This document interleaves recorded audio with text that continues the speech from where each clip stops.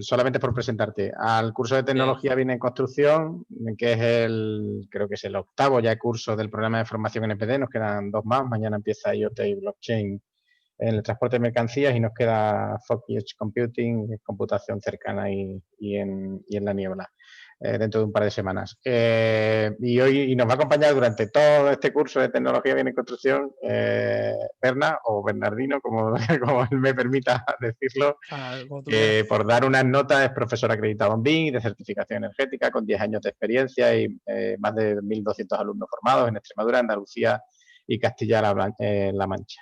Es arquitecto con máster en innovación tecnológica y diseño con nivel inglés. Bueno, muchas cosas que ya os irá contando como lo vais a ir conociendo en estas sesiones. Yo no quiero alargar más, solamente esta introducción y deciros a todos los que estáis ahí detrás de las pantallas que como siempre, que casi todos ya me conocéis o os he mandado la información, me tenéis para cualquier cuestión a nivel de gestión técnica, de alguna cosa que no podéis asistir que os mande y todo lo que es docente, formativo, pues Berna os va a acompañar durante todos estos días.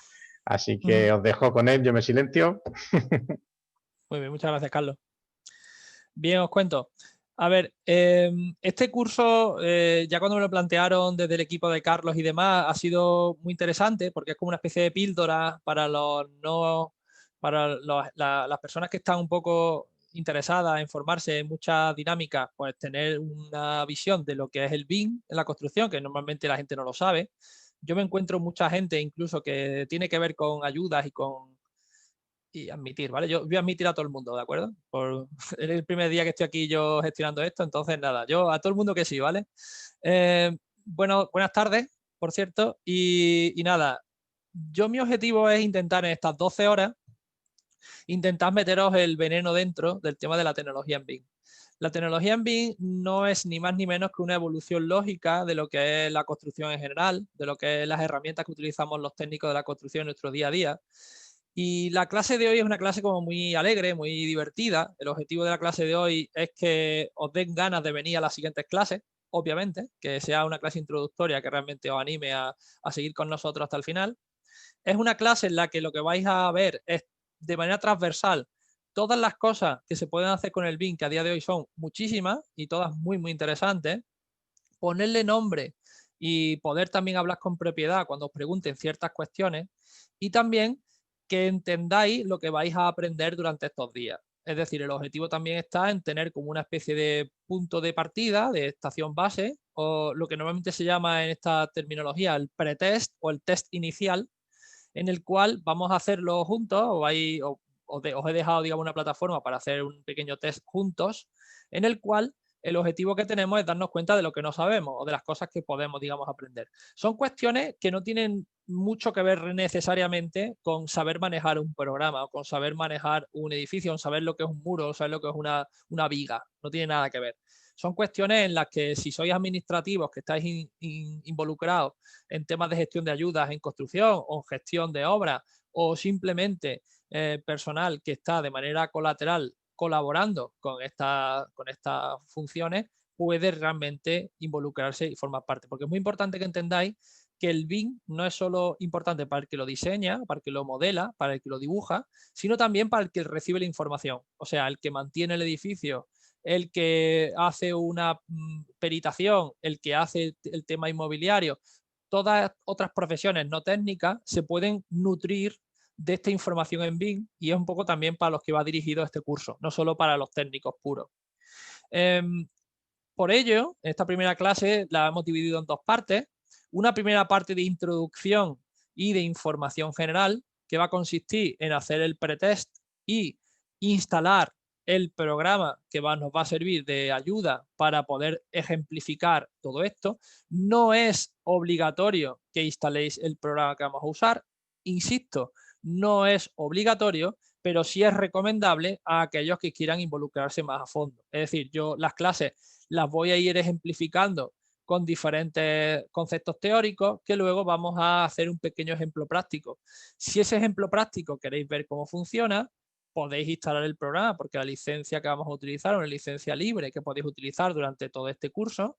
Sin embargo, el que no quiera realmente instalárselo porque el ordenador no sepa o no lo vea oportuno, está totalmente libre de no instalarlo porque realmente sirve como apoyo. Realmente vosotros vais a ver cómo se hace y gracias a irlo viendo es como vais a ir, digamos, aprendiendo el proceso, ¿vale? Además de esta primera parte, de esta primera test e instalación del programa, vamos a tener una presentación ya del tiempo que nos queda, de 1 hora, hora y media, en la cual vamos a hacer una introducción al BIM, lo que se llama, por así decirlo, los conceptos principales y lo que sería la parte más visual, más atractiva. Veréis que esta es la introducción plagada de vídeos, plagada de novedades y plagada de cosas que realmente os van a entrar por los ojos, ¿de acuerdo? Ese sería, digamos, el primer día o el día de hoy, ¿de acuerdo?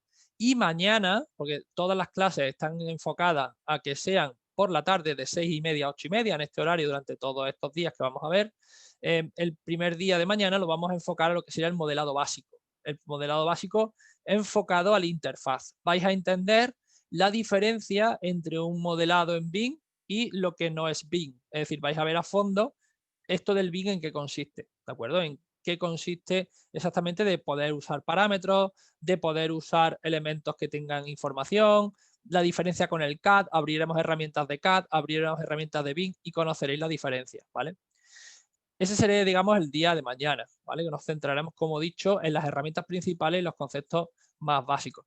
El día número tercero, o sea, el día ya 4 de diciembre, vamos a comenzar con lo que es el modelado básico, ya a nivel 2. En este caso trabajaremos con familias y habitaciones, ¿de acuerdo? Es cierto que el BIM está muy enfocado a lo que sería la construcción de edificios y tiene una serie de nomenclatura bastante específica llamada familia y veremos en qué consiste esto de las familias, ¿no? Que parece como muy mediterráneo esto de las familias y es interesante que sepáis qué son, en qué consisten y de qué manera hay que trabajar con ellas. Veremos los diferentes tipos de habitaciones que hay, de sistemas, cargables, in situ, iremos viendo un poco la teoría y luego haremos una pequeña práctica para que entendáis cómo funciona.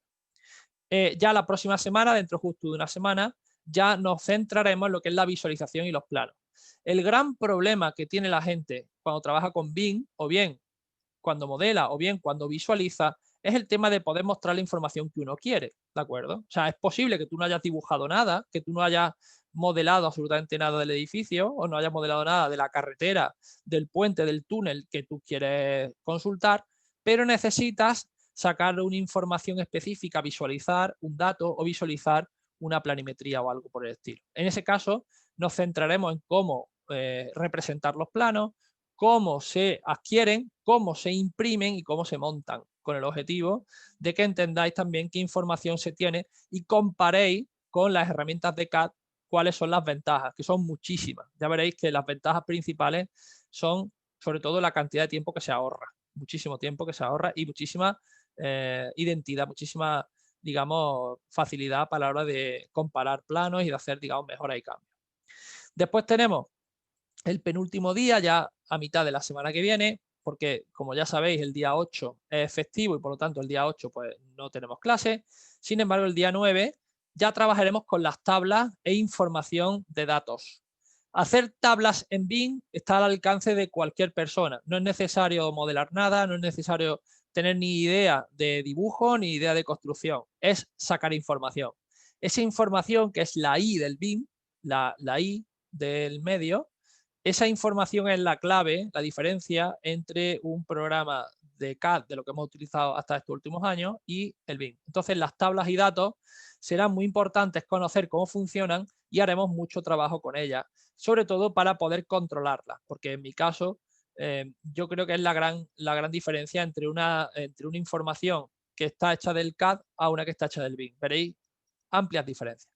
Y por último, y no por ello menos importante, el último día lo centraremos en hacer mediciones y presupuestos. Es decir, las tablas y datos sirven para muchas cosas y entre ellas, una de las cosas más útiles es para hacer presupuestos y costes. Estos presupuestos y costes ya veréis que al hacerlo automáticamente desde el BIM podréis extraer esa información numérica de manera automática. Ese proceso es un proceso un poco más digamos, más difícil o que está más especializado, pero creo que debido al tipo de curso que estamos dando puede interesarle a mayor cantidad de gente. Le va a interesar al que sea un técnico, al que sea una persona que se dedica diariamente a utilizar estas herramientas, pero también le va a interesar a la persona que de manera puntual le interesa abrir un modelo en Bing para sacar una información ya económica del mismo. Es decir, economistas, administrativos, auxiliares, personal que esté relacionado con la obra de cualquier tipo, para sacar un extracto de cara a hacer un pedido para un proveedor. Es decir, hay mucha gente que este procedimiento de sacar mediciones y datos del proyecto le puede servir luego para hacer ellos mismos su propia, digamos, información numérica de cara a hacer su trabajo de manera más rápida, que es un poco la clave de todo esto, ¿no? Bien, con todo esto terminaremos el post-test y comprobaréis la gran diferencia, lo podemos comprobar nosotros viendo las diferencias de resultados entre el pre-test y el post-test para que comprobéis cuánto había evolucionado. Es cierto que la mayor parte de la información técnica, la información de información teórica que vais a aprender va a ser hoy. Hoy vais a enteraros de toda la jerga esta del BIM, que si Project Manager, que si Project Modeler, que si BEP, que si BUP, que si sus leches. Aprenderéis todas estas nomenclaturas, en qué consisten y para qué sirven. Y será gran parte de la información del pretest que no sabréis. Pero después, poco a poco, iremos desgranando pequeñas preguntitas que sí irán en cada una de las clases que tenemos a continuación. Por supuesto, la nota en el pretest y el posttest no es obligatoria que aprobéis, ni que saquéis nota, ni que no saquéis nota. Es algo ya más que para nosotros, para saber que realmente de dónde partís y hasta dónde llegáis. También me sirve a mí, si estáis muy bien al principio, pues ya subo un poco el nivel, y si estáis muy mal al principio, pues yo bajo un poquito el nivel, ¿de acuerdo? De acuerdo al nivel que vosotros mostréis, pues de acuerdo a la clase va subiendo, bajando en cuanto a la exigencia. También me sirve un poco para testear. Bien, este sería, digamos, el planteamiento del curso. Como veis, es un curso que yo lo voy a impartir completamente, o sea, me vaya a tener aquí todas las tardes machaqueando. Estoy acostumbrado a las clases, o sea que no va a ser un problema para mí. Me paráis cuando queráis, eso por supuesto, no hace falta ni que levantéis la mano. Me interesa mucho más el debate y que me consultéis cosas concretas de lo que estemos viendo, más que escuchéis como papagayos, evidentemente. Y respecto a las dudas que tengáis, pues ya veréis, me tenéis en contacto a través de Carlos y el equipo, o incluso luego para cualquier cosa más, un poco más específica, pues me podéis, digamos, hacer consultas directas a mi LinkedIn o a mi correo electrónico, lo que necesitéis, ¿vale? Eso no, me tenéis abierto a lo que queráis. Aquí en Extremadura y eso es bastante normal que nos conozcamos todos, o sea que seguro que incluso hemos compartido alguna cosa hace poco. Bien, empezando por el principio, a ver si me deja esto cargarlo. La presentación, como os decía, esta presentación que vamos a ver, os la dejamos, ¿vale? Por lo tanto, esto lo vais a poder ver por vosotros mismos. Esta primera presentación está cargada de vídeos, está cargada de conceptos, y el primer concepto que os quiero transmitir es el más fácil y el más intuitivo de todos. ¿Por qué Bing? ¿Por qué Bing? Pues muy fácil, porque se tarda menos. O sea, así de sencillo. ¿Por qué la gente compra en el MediaMarkt? ¿O por qué la gente se va al Zara y no compra en el Sastre? Pues simplemente porque son procesos más optimizados. No significa que sea mejor, no significa que sea peor, simplemente el motivo principal porque el BIM supera al CAD, y yo creo que es el motivo que todo el mundo entiende, es que se tarda menos en hacer lo mismo. Si tú te pones a hacer el mismo proyecto, aquí a la izquierda tenéis el proyecto en CAD, aquí a la derecha tenéis el proyecto en BIM, siendo la misma herramienta, la herramienta de Autodesk, la misma compañía, la misma, digamos, casa, te da dos herramientas para hacer lo mismo, para hacer un proyecto. Pues el AutoCAD tú empiezas a dibujar, en Revit tú empiezas a dibujar, y cuando llevas un rato dibujando lo mismo, hay un momento determinado, allá por el minuto 15, en el que en Revit ya has terminado haciendo exactamente lo mismo, y en AutoCAD todavía te queda un rato. Aquí lo que están haciendo estos dos dibujantes es dibujar la misma planta del edificio, la misma, digamos, representación bidimensional. La planta de una vivienda muy chiquitita, como estáis viendo aquí, con su salón, su cocina, su dormitorio, su cuarto baño, su vestidor, etcétera, etcétera. Como digo, están haciendo lo mismo, y el AutoCAD pues tarda pues en torno al doble, puede ser. No sé si el doble, un poquito más del doble de tiempo para hacer la misma información bidimensional. Bien, cuando AutoCAD termina, como digo, allá por el minuto 30 y tanto, ¿vale? Aquí lo tenéis, más o menos tarda en torno al doble en dibujar lo mismo. Son ambos modeladores expertos en ambas herramientas, no se puede ir más rápido, ¿vale? Son los mismos números de clics y no torpean, no dudan, van los dos al mismo nivel. Cuando llegamos a la parte de elevaciones o de alzados, ¿vale? Cuando vamos a dibujar el proyecto en alzado, aquí es donde viene realmente el salto cualitativo. Si para dibujar lo mismo uno tarda el doble que el otro, cuando dibujamos alzados, en CAD tenemos que empezar de cero, pero en BIM ya lo tenemos hecho, porque la primera gran diferencia, la primera cosa importante del BIM es que BIM modela en 3 dimensiones, ¿de acuerdo? Al modelar en 3 dimensiones, yo estoy dibujando a la vez que modelo la planta, estoy modelando el alzado, la sección y todas y cada una de las partes 3D, muebles, puertas, etcétera, etcétera. Por lo tanto, AutoCAD tendrá que empezar de cero y Revit ya lo tiene hecho en 18 segundos y AutoCAD está, pues claro, muchos minutos hasta que dibuja el mismo alzado con la misma información, ¿vale? En este caso, pues son unos 10, 15 minutos. Esa, y solo esa, ya es suficiente motivo, suficiente argumento para poder hacer el cambio, ¿de acuerdo? Aquí, ¿cuál es el problema? ¿Cuál es, digamos, un poco el freno de mano que tenemos todos los técnicos puestos?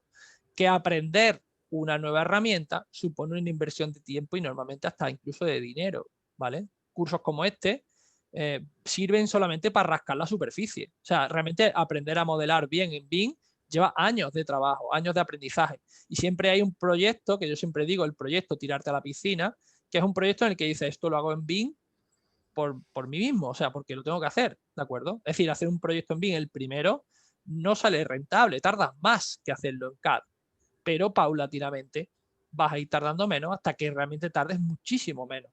Yo siempre pongo el ejemplo de cuando los proyectos se hacían a lápiz y cuando los proyectos pasaron a imprimirse en una impresora. Evidentemente, cuando tú tenías que explicarle a alguien cómo se usaba un CAD o cómo se usaba una impresora, la gente tardó mucho tiempo en aprenderlo, pero ya una vez que aprendió, ya vio que era muchísimo mejor, porque no tenía que dibujar 5 veces lo mismo a lápiz, ¿de acuerdo? Pues aquí pasa un poco lo mismo. Entonces, este argumento solo ya debe de valer como lo más, como la parte más importante para hacer que este curso merezca la pena.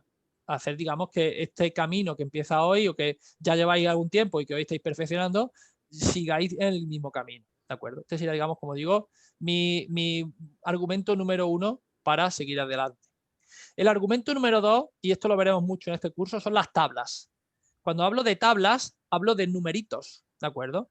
Todos los programas que tienen BIM en su sigla de trabajo tienen las tablas o tienen, digamos, los números como parte de la información que entra dentro del modelo. Es decir, de todos estos muros, de todos estos suelos, de todas estas cubiertas que hemos hecho, tú puedes sacar automáticamente toda la información.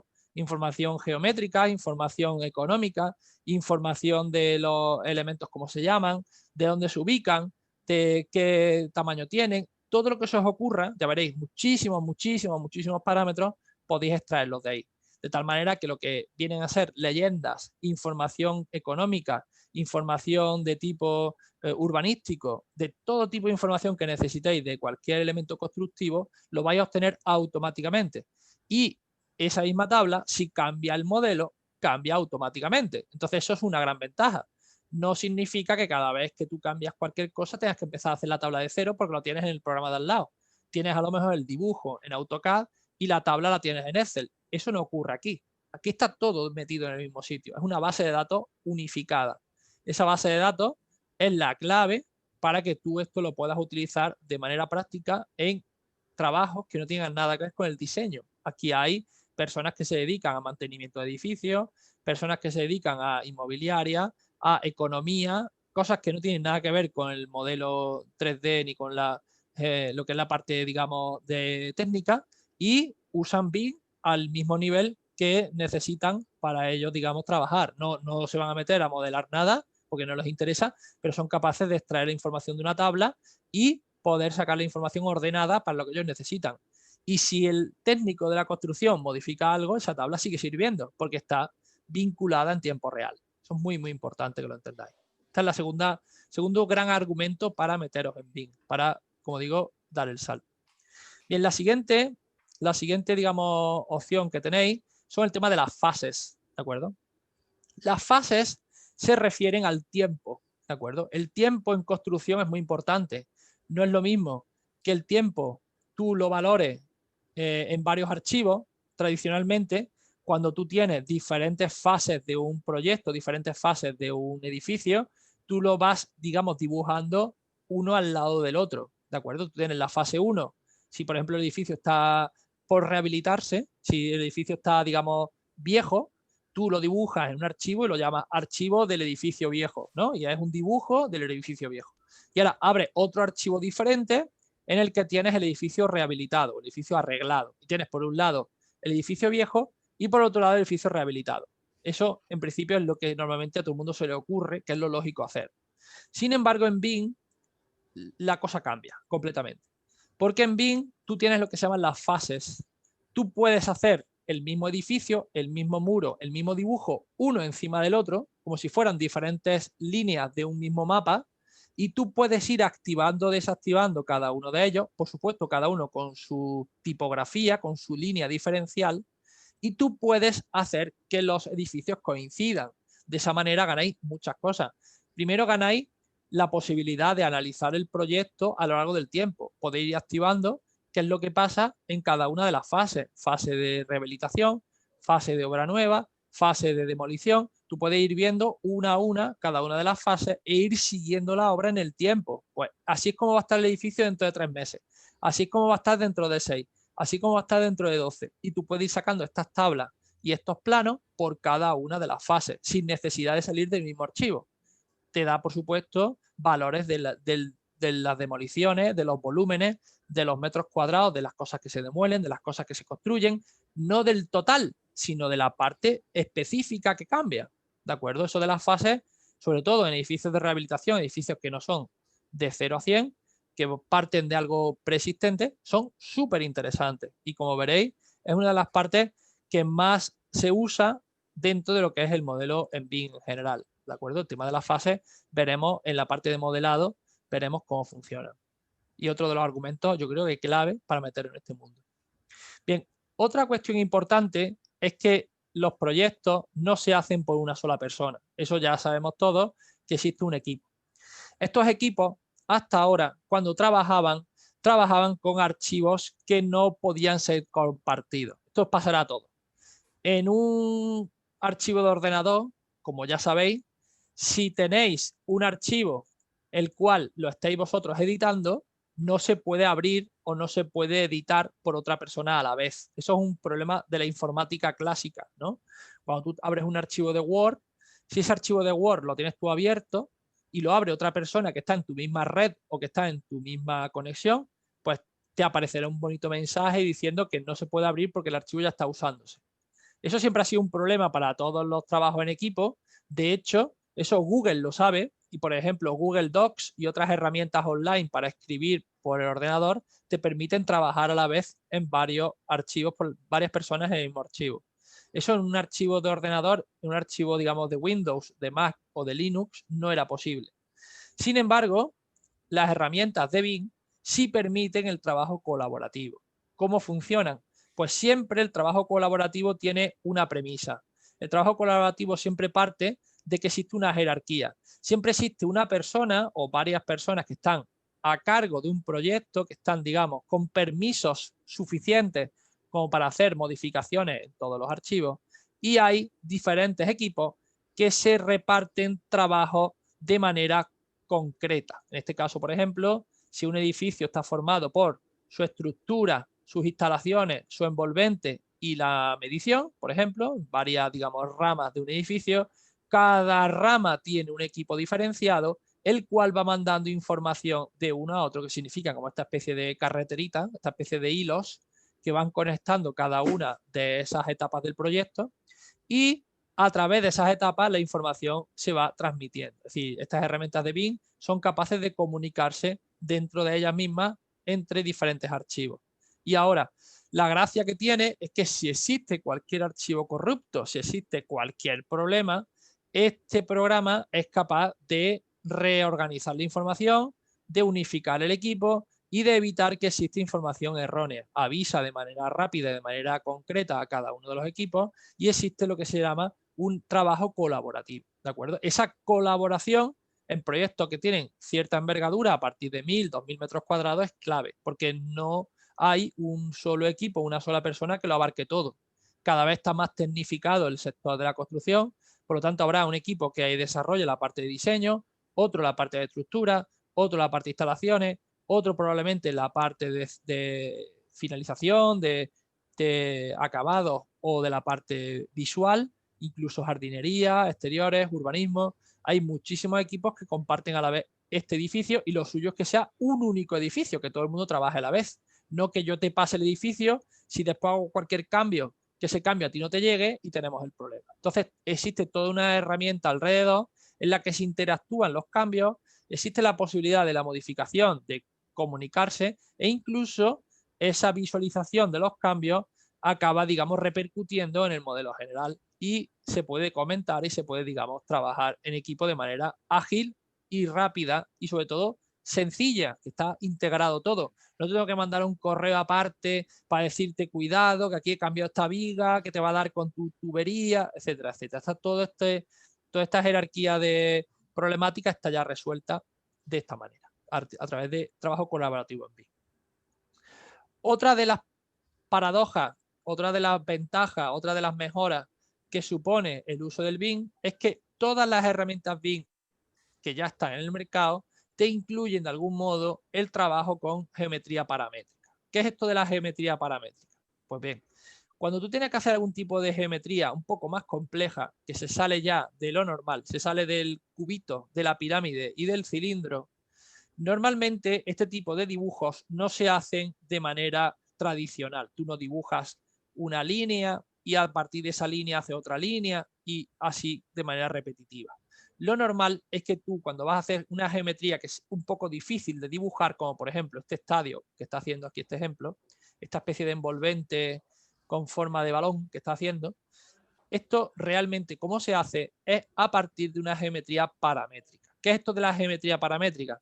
Pues básicamente son esta especie de hilos y cajitas que estáis viendo aquí, que sirven para, como si fuera un programa informático, para poder controlar la forma del edificio de manera cambiante. Yo puedo ir cambiando, como si fuera un escultor, ir como torneando el edificio para que se parezca a lo que yo necesito de manera mucho más certera, de manera mucho más, digamos, más controlada, que si yo voy dibujando a ciegas cada una de las líneas y si me equivoco tengo que empezar de cero. Lo más interesante de estas herramientas paramétricas es que yo puedo ir avanzando con el proyecto y sin hacer, digamos, modificaciones que me obliguen a empezar de cero, puedo ir avanzando e ir perfeccionando el modelo de una manera diferente a la que estoy acostumbrado a trabajar con CAD. En CAD o en herramientas de dibujo tradicional, yo lo que dibujo son elementos que si me equivoco tengo que borrar y volver a empezar. Eso no ocurre con herramientas paramétricas. Por lo tanto, estas herramientas paramétricas, que a día de hoy están todas integradas en software BIM, son uno de los complementos, uno de los accesorios, uno de los plugins que están siempre como más utilizados en dos casos. Uno, en el caso de geometrías complejas, como la que estáis viendo aquí, geometrías difíciles de modelar de otro modo, geometrías, digamos, de doble curvatura, geometrías con perfiles, digamos, complejos, etcétera. Y también hay otra casuística también muy interesante, que es en el caso de que tengáis muchas tareas repetitivas por hacer. Os pongo otro ejemplo que también se usa mucho. Dentro del software paramétrico, dentro de los trabajos que se hacen en BIM de manera automatizada, existe la posibilidad de manera rápida, aplicar muchos comandos a la vez de manera automática. Me explico. Aquí estáis viendo un ejemplo de un pequeño edificio en el cual se quiere aplicar 3 soluciones de revestimientos diferentes. Se le quiere aplicar un revestimiento cerámico de color naranja a una serie de habitaciones, otro revestimiento de pintura color verde a otra serie de habitaciones y por último un color ciano, un papel pintado color ciano que va, digamos, en otras habitaciones. Digamos que yo tengo coloreada aquí en mi plano de planta, tengo coloreados todos y cada uno de los cerramientos cómo van, digamos, terminados, con qué terminación los hago. Sin embargo, tradicionalmente, ¿no? Todo el mundo entenderá que si yo me pongo aquí a terminar el edificio, tendré que ir habitación con habitación de manera muy pesada, colocando cada uno de los colores en cada una de las estancias. Bien, lo que hacen estas herramientas paramétricas es automatizar ciertos procesos que son tediosos, repetitivos y absurdos que se hagan de manera manual a día de hoy. Por ejemplo, en este caso lo que está haciéndose es tomar el color de la habitación y pintar la pared de acuerdo al color del suelo. Eso evidentemente no es lo mismo, no es lo mismo el color del suelo que el color de la pared. Y por lo tanto, automatizar ese proceso va a hacer agilizar mucho el trabajo que tienes que hacer a lo largo del día, porque si lo hace la máquina, mejor que lo haga la máquina que tú. Entonces, lo que se hace en definitiva es hacer una programación, hacer un diseño paramétrico, no para hacer una forma muy guapa, sino para hacer un trabajo que tendría que hacer yo durante toda una mañana, hacerlo en 3 segundos. Abres la herramienta paramétrica BIM, abres el modelo que necesitas, que básicamente consiste en un comando que significa aplicar una finalización, aplicar un revestimiento a una habitación, bastante obvio, bastante lógico de entender, no tiene mucha ciencia, aquí lo está haciendo en directo. Te dice, te pregunta dónde quieres aplicarlo, en este caso son en los muros. Las habitaciones, digamos, son el nombre que tú vas a tomar y en todas las habitaciones, de todas las paredes de esa habitación vas a aplicar el mismo revestimiento que lo tienes, digamos, como muestrario aquí para que lo entendáis con el nombre que hemos dicho.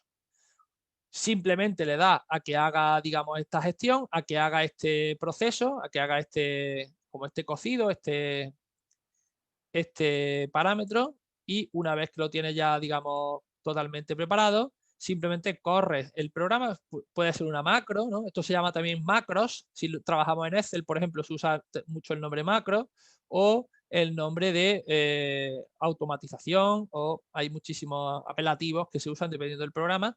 En este caso se llama uso de diseño paramétrico o uso de una definición paramétrica, pero viene a ser así, una macro, ¿vale? Entonces esta macro, que como veis son tan solo de 4 componentes, de cuatro caracteres, ¿de acuerdo? Es qué elementos quiero colocar, que en este caso son las habitaciones, qué categoría voy a seleccionar, en este caso los muros, voy a coger el nombre del muro y voy a tomar también la altura que tiene el techo. O sea, yo con el nombre del muro que tiene cada habitación y con la altura de la habitación, veis que no llega hasta arriba, lo que es el cerramiento, yo consigo en este comando, que es fachadas de los muros, conseguir hacer este trabajo que iba a hacer yo durante toda una mañana, hacerlo en 3 segundos, ¿de acuerdo? Este es un ejemplo como muchos que hay, podéis encontraros miles de ejemplos de uso paramétrico para cosas que son, digamos, muy repetitivas dentro de los proyectos. Bien, este sería, digamos, como digo, otro de los argumentos para meterlo en este follón. El que a mí me interesa más, que es el donde yo estoy especializado y el que yo uso bastante a diario, es todo el tema de eficiencia energética. Tenéis que entender que esto cada uno lo usa con su premisa, con su perspectiva. Yo, que soy un especialista en temas de eficiencia energética e instalaciones, para lo que me toca a diario usar el BIM es principalmente para cálculo de instalaciones, para justificación de normativa en eficiencia y para todo lo relacionado con las instalaciones en general.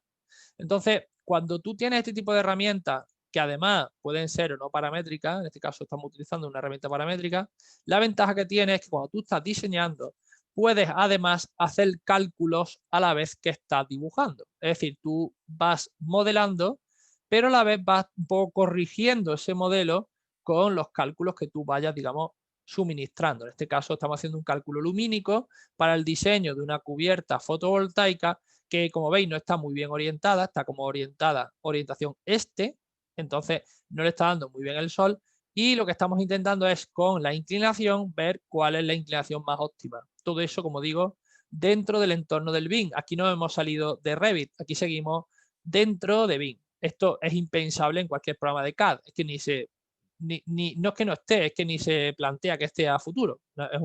Es ciencia ficción. Sin embargo, en el mundo del BIM lo tenéis ya integrado en muchas herramientas. De hecho, de muchas maneras. Lo podéis hacer de manera más sencilla, de manera más complicada, de manera paramétrica, de manera a través de plugins de diferentes tipos, pues a partir de Zipe, a partir de herramientas propias de Autodesk, lo podéis hacer de 1000 maneras. Por lo tanto, esto está como muy integrado, muy fácil de hacer dentro de lo que sería ya el día a día de los modeladores. Y de los calculistas también, porque los calculistas al final son los que entran aquí a formar parte. Bien, otra de las cosas que también se usan, que yo aquí lo uso menos, lógicamente, es todo lo relacionado con las estructuras, ¿vale? Hasta ahora, los programas de dibujo y los programas de estructura eran como dos cosas diferentes. Tú o calculabas estructuras o dibujabas la estructura.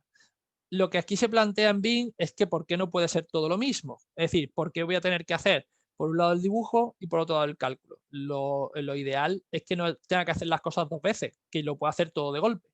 Entonces, las estructuras pasa lo mismo. La estructura, si tú tienes que calcular una viga o tienes que calcular un muro, lo ideal es que ya que lo estás dibujando, ya lo puedas calcular en la misma herramienta. En este caso, es importante que destacar que las herramientas de BIM no son 100% calculistas perfectas. Normalmente lo que se hace es intentar que se lleven bien herramientas de cálculo con herramientas de dibujo. O sea, hay herramientas BIM que calculan muy bien y herramientas BIM que dibujan muy bien, pero todavía no hay una herramienta que lo haga todo en uno, ¿vale? Ambas son BIM, seguimos trabajando con plataformas de BIM, que hay muchas, no solo existe el Revit, existen otras muchas, pero es cierto que no existe una hegemonía, no existe una sola herramienta donde que empieza la estructura y la acaba, no existe, ¿vale? Eso también es importante que lo sepáis, por si a alguien le suena todo este del BIM, de la estructura y demás, no existe, por así decirlo, ningún programa perfecto en el que pueda hacer desde un pabellón de deporte hasta una vivienda unifamiliar, todo eso más el dibujo del proyecto dentro de la misma herramienta. No está, ¿vale? Pero aún así, es cierto que tú puedes modelar y dibujar dentro de la misma herramienta BIM, aunque, como digo, haya que muchas veces ir pasando de una a otra, ir intercambiando información, como veremos, para que funcione todo correcto. Pero ya de por sí, poder hacer un cálculo, una comprobación, un estudio dentro del modelo de dibujo, pues es bastante mejor que lo que teníamos hasta ahora, que era lo dibujabas y ya, ¿no? No estaba, digamos, justificado. Bien, otra de las cosas importantes que vamos a ver, y esto sí lo vamos a ver durante el curso bastante, es el tema de mediciones y presupuestos.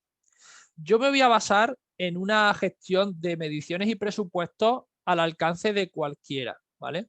Pero tenéis que entender que las mediciones a nivel técnico, cuando vais a hacer un presupuesto de un proyecto de construcción en general, se complica mucho la cosa, porque hay muchos parámetros, como por ejemplo, qué base de precios uso, cómo mido cada uno de los elementos constructivos, cómo hago cada una de las partes que tengo que hacer. O sea, hay muchos parámetros de mediciones que yo no voy a entrar en el curso porque son bastante complicados y bastante largos de contar. Lo que yo sí voy a entrar y yo sí quiero destacar es que cuando tú vas a hacer una medición de un proyecto, el factor humano, el error humano es muy importante. Es decir, no es lo mismo que yo tenga que ir con los planos de un proyecto midiendo planta, alzado, perfil, ancho por alto, largo por espesor, etcétera, etcétera. Tener que hacer yo como una especie de una reconstrucción de lo que ha hecho el proyectista cuando ha hecho el dibujo, tener que ir viendo lo que ha hecho y contar a mano todo. Por ejemplo, si yo tuviera que contar aquí todos y cada uno de los inodoros que hay aquí, muy probablemente me puedo equivocar. Pues claro que me puedo equivocar. Si yo cuento 1, 2, 3 y 4 y a lo mejor aquí hay uno y no lo veo porque están las letras puestas, pues ya me he comido un inodoro, por ejemplo. O si cuento los lavabos y cuento 1, 2, 3 y 4 y a lo mejor este de aquí es un lavabo que el proyectista lo ha dibujado de otra manera porque él le ha dado la gana, pues es probable que a lo mejor no sepa yo que esto es un lavabo. Eso ocurre en todo caso y muchas veces cuando estoy haciendo una medición en CAD y me piden que haga un presupuesto, una medición a partir de los planos. ¿Qué pasa en BIM? Lo que pasa en BIM, o lo más importante del BIM, es que el error humano se minimiza hasta casi cero, ¿de acuerdo? Es decir, si algo está puesto como inodoro, aparecerá como inodoro por los siglos de los siglos. Y si algo está puesto como pileta, o está puesto como puerta, o está puesto como escalera, también aparecerá referenciado. O sea, por lo tanto, no os vais a equivocar en contar, en medir en los metros cuadrados, en los metros cúbicos. Si el modelo está dibujado, así es como se va a medir. Lo que hablamos de medición nos referimos a las distancias y a los volúmenes. Sin embargo, es cierto que una vez que tenemos claro que el error humano se minimiza, la gran duda que tenemos aquí es cómo hacer este presupuesto o esta medición. Y de nuevo, igual que pasaba con las estructuras, nos damos cuenta que las mediciones respecto a estos programas se quedan un poco a medias. ¿Por qué se quedan a medias? Porque es cierto que lo más importante de un presupuesto en una obra es que sea certero. O sea, tú no te sirve de nada contar muy bien todos los pilares que hay en el edificio si después lo que vale el pilar no tienes ni idea ni sabes dónde sacarlo. Puedes haberlo contado todo muy bien, pero si el precio no lo tienes, no sirve de nada. Entonces lo que pasa aquí es eso, que las herramientas de BIM que solemos tener en la construcción no están relacionadas 100% o no tienen la base de datos de los precios de la construcción, bien sean de tipo autonómico o bien sean de otras bases de datos. Es decir, no está la posibilidad todavía de tú poder abrir, por ejemplo, la base de precios de la Junta de Extremadura, meterla dentro de Revit y funcionar dentro de Revit todo.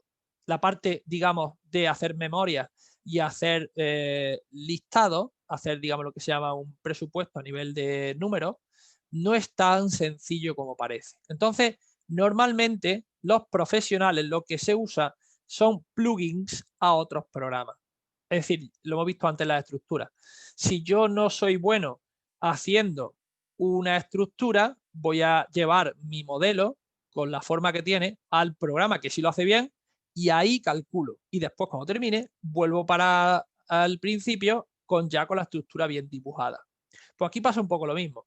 Aquí lo que hago es que una vez que he terminado de dibujar todo mi edificio, le pido a mi programa que me lleve mi edificio a un programa de mediciones que sí sea específico, puede ser Presto, puede ser Arquímedes, puede ser Cont, puede ser un montón de programas, puede ser Medit, hay un montón de programas los cuales no son BIM, o sea, Presto no es un programa de BIM, Arquímedes no es un programa de BIM. Lo que ocurre es que existe la comunicación, la interconexión entre el programa de BIM y el programa de mediciones. Con eso que estamos ahorrando el error humano, estamos ahorrando el equivocarnos en contar, en medir los muros, en medir los suelos, etcétera, etcétera.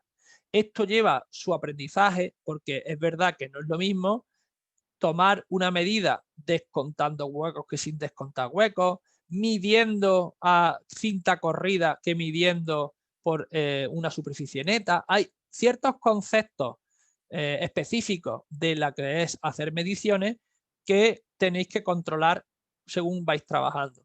Pero la parte de equivocaros, si estáis dibujando algo, no os vais a equivocar. Por lo tanto, eso es un salto importantísimo. Y otro salto también importantísimo es que si hay cambios, estos cambios se verán reflejados en todo el proceso. Si tú de pronto quitas 2 inodoros del modelo, del dibujo, automáticamente se quitan de todos lados. Se quita de la medición, se quita de la memoria, se quita de la tabla, se quita de todos lados. Entonces eso también te da una tranquilidad de cara a un control de calidad bestial, porque tú ya sabes que si está dibujado, está en todos lados. No tienes que andar con la típica incongruencia de está en los planos, pero no está en la medición, pero no está en el presupuesto, pero no está en la memoria y ahora aquí un follón que a ver quién levanta esto, ¿de acuerdo? Aquí no ocurre si está todo, como digo, intercomunicado. Entonces el tema de mediciones, y en este caso estáis viendo un ejemplo de mediciones con la conexión entre Revit y Arquímedes, pero vamos, del mismo modo podríamos verla entre Revit y Presto o entre Revit y Medit o entre Arquímedes y otros programas de BIM, como por ejemplo ArchiCAD o Allplan. Es decir, existen interconexiones entre ellos de manera muy fácil. Entonces, aquí os dejo el vídeo por si queréis ver un poco un proceso muy rápido de 10-15 minutos cómo se hace, por si tenéis curiosidad. Pero vamos, esto evidentemente aprender a hacerlo a fondo pues supone un curso específico de mediciones en BIM, que evidentemente no es el objetivo de este curso. Pero que entendáis el por qué si es importante. Bien, si me queréis parar o preguntar lo que sea, estoy a vuestra disposición, ¿eh? Aunque me veáis así que voy corriendo y voy charlando, pero ni mucho menos, ¿eh? Si necesitáis cualquier duda o hay algo que no os cuadra de lo que os digo, me preguntáis, que estoy aquí enteramente a disposición. Bien, Bernardino, una sí, pregunta. sí, lo que queráis. Varios clientes, tanto empresas constructoras como empresas de estructuras y demás, comentan que sí, que BIM era la idea, por así decirlo, ideal de interrelación entre la empresa que ejecuta o proyecta y, por ejemplo, la administración que se encarga de la dirección, coordinación de obras, etcétera. Pero Muy que bien. esa interrelación no se está llevando a cabo. ¿Por qué no se está llevando a cabo? Buena Y pregunta. la implementación de BIM se Muy está buena retrasando pregunta. tanto. Muy buena pregunta. Respecto a ese concepto, a esta premisa que tú estás hablando, hay un apartado ahora del curso, de esta misma clase, que habla de la administración y de lo que es obligatorio en BIM o no, ¿vale? ¿Es obligatorio que me saque un curso de BIM? ¿Es obligatorio que no? Te cuento. A ver, a día de hoy, en el Ayuntamiento de Madrid, digo yo a día de hoy, a fecha del 12 de junio de 2020, el Ayuntamiento de Madrid ha incorporado algo parecido a una supervisión en BIM de la documentación del proyecto. Me explico. El BIM no es o lo uso o no lo uso. El BIM no es o todo o nada. Esto no es o lo toma o lo deja. Esto es mucho más ambiguo. Me explico. Tú puedes utilizar el BIM solamente para hacer un 3D y tú has usado una herramienta de BIM, pero lo que te has quedado ha sido solo con la foto para hacer tu render y vender tu proyecto. Hay muchos estudios, muchos profesionales que usan el BIM normalmente para eso, porque tardas mucho menos en dibujar que si lo haces de la manera tradicional. ¿Y eso es usar el BIM o no? Sí, lo puedes usar así, pero no le estás sacando todo el potencial. Entonces, aquí hay que hablar siempre de para qué se está usando. Entonces, te pongo un ejemplo.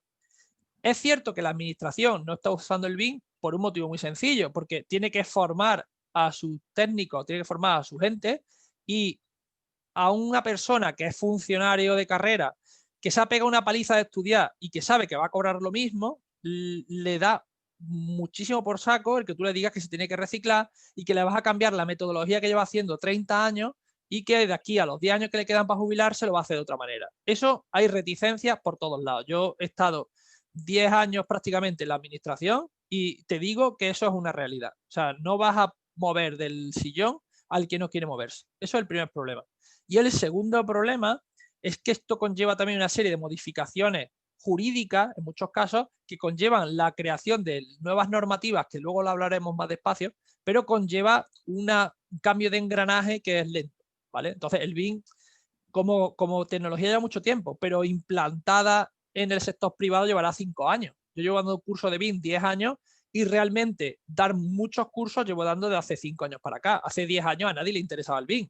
Sí, te interesaba a 4 locos, pero nada, no como ahora, que ahora sí hay ofertas de trabajo específicas para el BIM. Te piden BIM de primeras para empezar a trabajar. Ahora ya está interesante, porque los que hacen proyectos se dan cuenta que ahorran tiempo, ahorran dinero y dan un mejor servicio. Entonces, a tu pregunta, ¿está la administración absorbiendo el BIM o está la administración integrando el BIM en sus procedimientos? No, claramente no. Eso es evidente. Si no, en los ayuntamientos no nos pedirían el proyecto impreso, nos pedirían un archivo IFC o un archivo RVT, que ahora veréis eso qué significa. Pero en ciertos ayuntamientos, en ciertas comunidades, en ciertas entidades sí está empezando. Y como digo, empezando en el sentido de hacer cositas muy concretas. En el caso del Ayuntamiento de Madrid, esto viene de una experiencia anterior en el Ayuntamiento Ayuntamiento de una pedanía de Madrid, a ver si os digo, Rivas Vacia Madrid, el 3 de mayo del 2019, ¿vale? En 2019, en definitiva, Rivas Vacia Madrid, que es un pueblo de Madrid, de alrededores, integra CIPE Urban, que es una herramienta BIM para supervisión de la normativa de, digamos, urbanística, de los volúmenes, de la altura, del ancho, de las ventanas, etcétera, lo integra como obligatorio en su ayuntamiento en 2019. Esta experiencia piloto, que parte de una iniciativa privada, o sea que el CIPE paga prácticamente todo el proceso a través de un proyecto europeo a partir de la empresa prima, le plantea esta colaboración Arriba Base Madrid, básicamente le dice, te voy a hacer tu trabajo gratis, ¿te parece? Y dice el ayuntamiento, de puta madre, házmelo.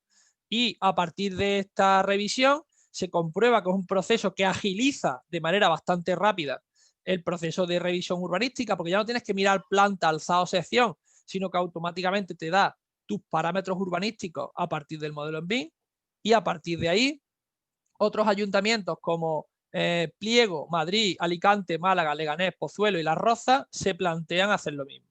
Madrid, capital, lo ha integrado este verano.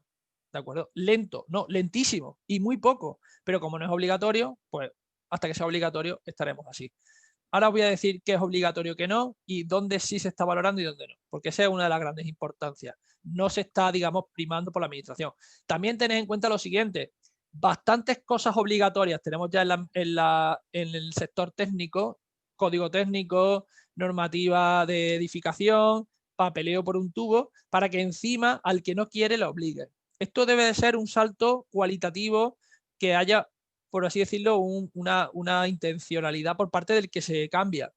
Yo ya te digo, por experiencia propia, que yo tardo en hacer un proyecto de media como un tercio de tiempo respecto al que no usa BIM. Eso ya te lo digo. Yo he hecho proyectos. Yo llevo 16 años ejerciendo, los primeros 5 o 6 años sin usar BIM para nada y los últimos 10 paulatinamente cada vez más. Y yo te puedo decir que el tiempo que se echa en hacer un proyecto tradicional es inmenso comparado con el trabajo que tarda en BIM y muchísimo de menos calidad. Yo siempre teníamos un dicho en la empresa de instalaciones que yo trabajaba, siempre decíamos que, ¿qué prefieres? ¿Cristales en las uñas o medir cables? Medir cables era un puto infierno, porque había muchísimos kilómetros y había que medirlo uno a uno. Era una desgracia. Sin embargo, ahora tú tienes todo tu cableado modelado dentro del edificio, tú le das un botón y te da, ¿qué quieres? Cables de 1,5, cables de 2,5, cables de 3, ¿cómo te los doy? ¿Por habitación? ¿Te los doy por planta? ¿Te los doy por...? ¿Cómo los quieres? Como quieres te los doy. O sea, está ya aquí. Ya los tienes dibujados. No hace falta que los cuentes. ¿De acuerdo? Entonces, esa es la clave aquí. Que el técnico externo crea que es importante. Y ahora, si el ayuntamiento te lo pide en PDF, pues toma en PDF, da igual. Que me lo piden en BIM, hombre, mejor para él porque va a tardar menos. Pero eso tiene que ser el ayuntamiento el que lo diga. Eso no va a suponer ningún cambio para el que está en la calle. Entonces, a partir de ahí la gente lo ve ya de una manera diferente, lo ve de una manera como mucho más conservadora. Yo también soy partidario de no obligar, sino que la gente, digamos, se dé cuenta por sí misma. Bien, ya casi terminando con el por qué usar BIM o cosas bonitas del BIM. Otra de las cosas que os va a entusiasmar, a mí por lo menos es una de las cosas que me tiene más loco siempre, desde siempre, es la posibilidad del render en tiempo real. Me explico. Hasta ahora, o hasta que el BIM se maduró, el proceso de hacer imágenes y hacer cierta representación gráfica de los proyectos era muy tediosa. Tú tenías que dibujar un proyecto en CAD, después enviarlo a un programa específico, llámalo 3D Studio, llámalo Maya, llámalo Cinema 4D, y tenías el programa para hacer render y el programa para hacer dibujos, ¿no? Eso era como tradicionalmente era. ¿Qué ocurre? Que desde que el BIM ya está maduro, desde que BIM ya funciona, tenemos lo que se llama el render en tiempo real. Y esto realmente es una revolución bestial.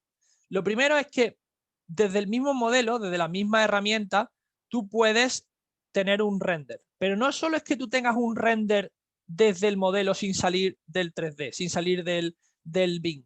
Lo que realmente impresiona es que este render es en tiempo real. ¿Qué significa que es en tiempo real? Que si yo cambio una farola, yo cambio una ventana, yo cambio cualquier cosa que yo cambie en el dibujo, cambia en el modelo tridimensional en tiempo real y de manera fotorrealista. Es realmente impresionante cuando yo cambio, como estáis viendo aquí, un seto de un punto a otro y cambia automáticamente en lo que es el modelo. Por supuesto, puedo hacer vídeos a tiempo de vuelo, puedo hacer render imágenes, todas las que queráis, estudios de viento, estudios de soleamiento, cambio de materiales, realidad virtual, como veremos luego, etcétera, etcétera. Esto realmente ha sido un cambio muy bestia respecto a lo que se hacía hasta ahora, que eran pequeñas imágenes, pequeños vídeos que tardabas horas, si no días, en hacerlo a partir del CAD, y realmente ha simplificado mucho el proceso de explicar el proyecto. Yo siempre digo a todo el mundo que mi madre no sabe leer planos. Yo cuando le planteaba cualquier cosa a cualquier persona que supiera, que quisiera ver un plano, lo que fuera, era un mundo. Ahora le enseñabas una foto, le enseñabas un 3D y lo veía automáticamente. Entonces, esta facilidad para convertir una planimetría en algo tridimensional simplifica muchísimo la comunicación con todo el mundo, ¿de acuerdo? Entonces, esto el Una BIM pregunta, ha Bernat, que tienes en traído... el Sí, chat de hace un sí. ratito. Ah, perdón, que no... ¿Qué Bien, tipo de máquina haría falta para renderizar en cuanto a requisitos? vale, muy poca. O sea, me explico. Me voy a poner el peor de los casos, ¿vale? En el caso, además viene a colación de aquí de esta parte, ¿no?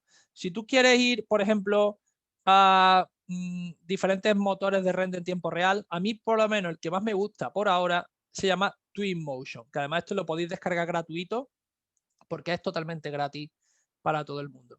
Entonces, este motor de renderizado, que es un motor de render en tiempo real, que tenéis dentro de Revit, dentro de Unreal, dentro de ArchiCAD, o sea, tenéis en casi todos los programas de BIM, lo tenéis en ArchiCAD, en Revit, SketchUp, Rhinoceros y RigCAD. Para todos ellos es compatible, digamos, ¿vale? Vale, este motor de render, por ejemplo, si nos vamos a los requisitos mínimos, ¿vale? Twinmotion, minimum requirements, por ejemplo, ¿de acuerdo? Tenemos aquí las mínimas, ¿vale? Digo este porque es el más exigente, ¿vale? Porque tengáis una idea aproximada, ¿vale? Lo que está pidiendo mínimo es Windows 7, 8 o 10, un Windows normalito, un procesador que tenga en torno a 2,5 o superior. Esto viene a ser un procesador de 4 núcleos o superior. Viene a ser un procesador de 30 a 40 euros, más que una idea. Y lo que sí importa aquí, lo más importante suele ser la tarjeta gráfica.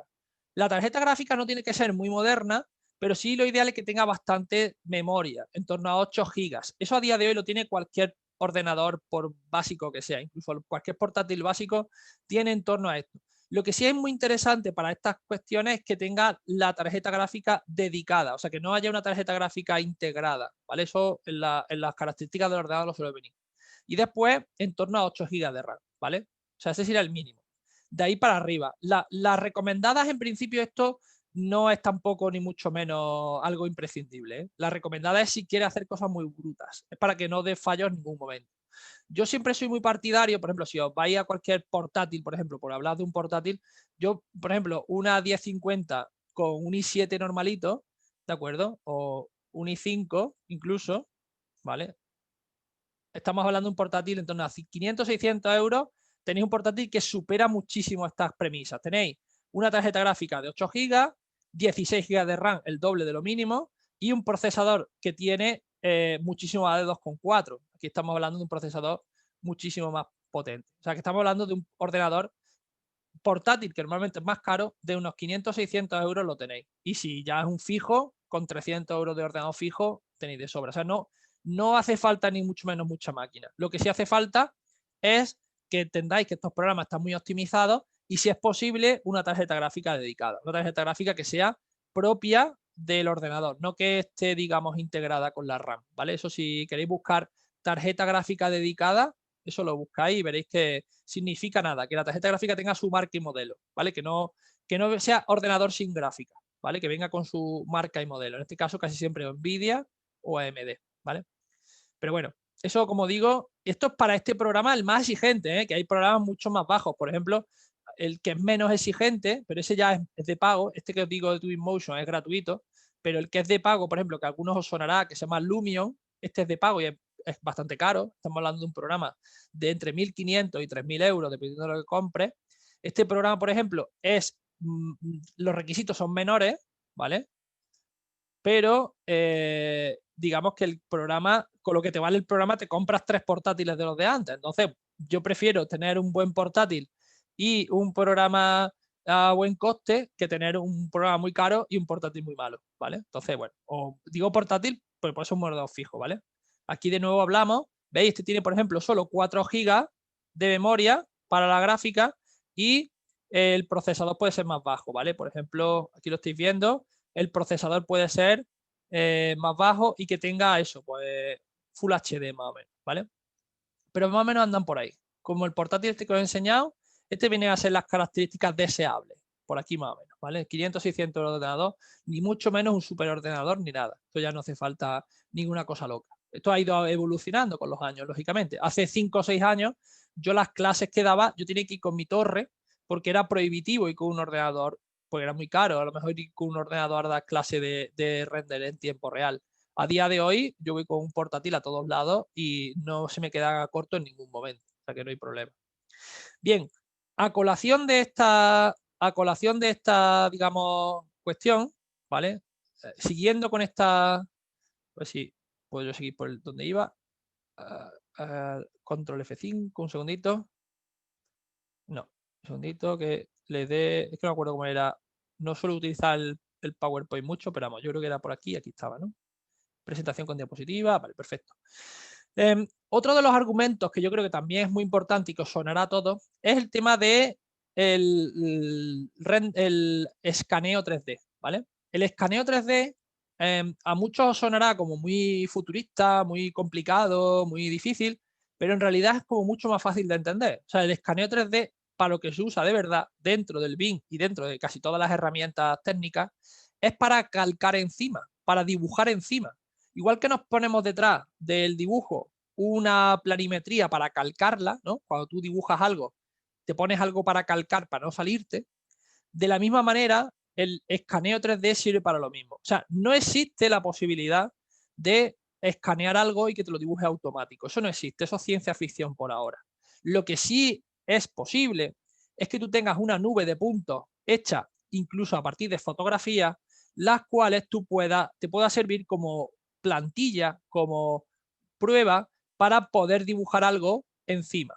Me explico. Tú tienes aquí un modelo que está escaneado en 3D dentro de lo que sería un edificio y yo voy a dibujar este muro de ladrillos del mismo tamaño que es realmente en el modelo que he escaneado. Para hacer eso, pongo mi nube de puntos, que es ni más ni menos una referencia, un dibujo que tengo del fondo, pero en lugar de tenerlo en 2 dimensiones, es un dibujo que tengo en 3 dimensiones. Es decir, puedo comprobar ancho, largo y alto. Puedo, digamos, tener todas las dimensiones dependiendo de la vista que ponga.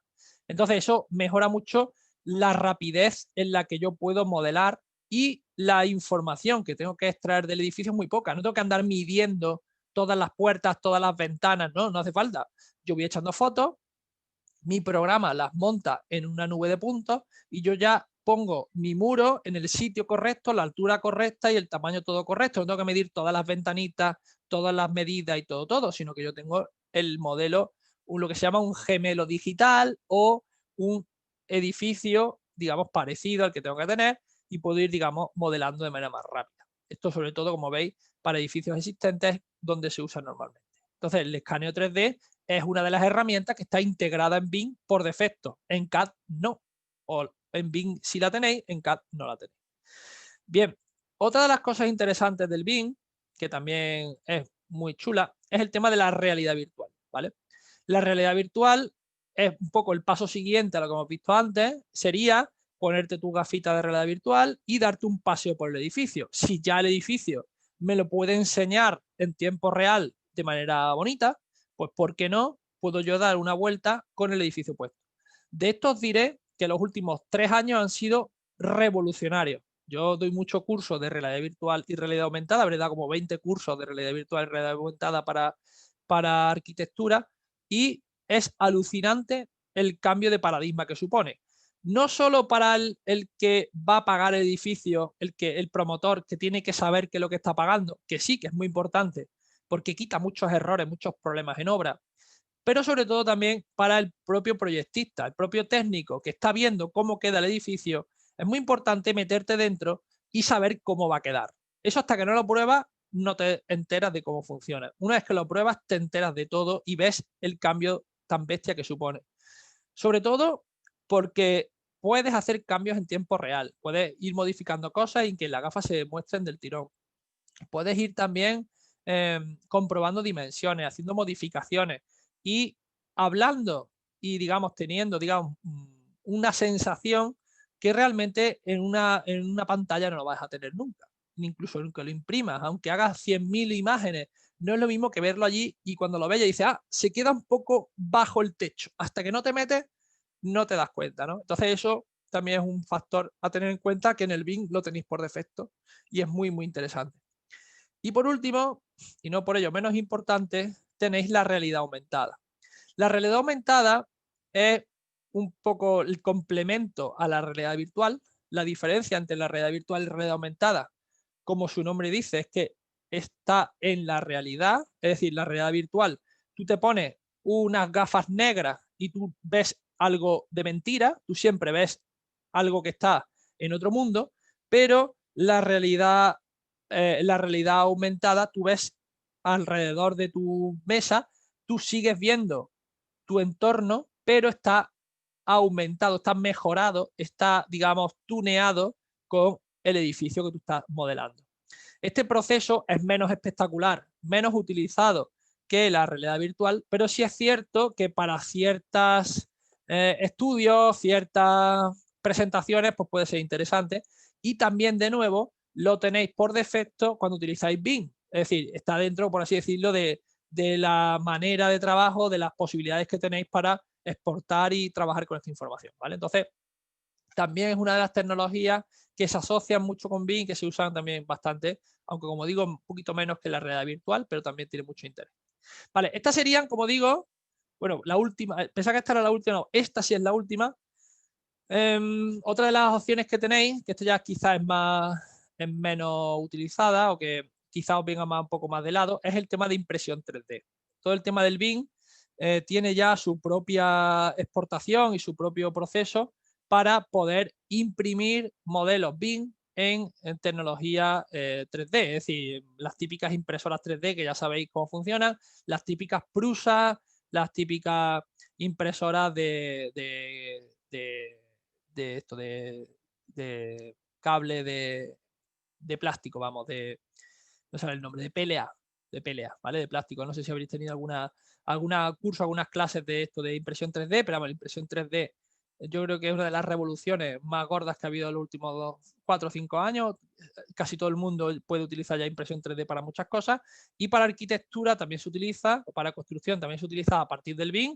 Existen sus propios módulos de exportación y es un proceso súper fácil, ¿no? Tú modelas en Bing, exportas impresión 3D, le das al botón e imprimes. Yo siempre digo la anécdota de que yo tengo los dedos cortados, yo tengo marcas en los dedos por todos lados de las maquetas que se suelen hacer en este tipo de carreras técnicas, y la impresión 3D claramente un salto adelante bestial, ¿vale? Quizá no tan utilizado como las tecnologías que hemos dicho antes, pero también es algo a reseñar, ¿de acuerdo? Es interesante.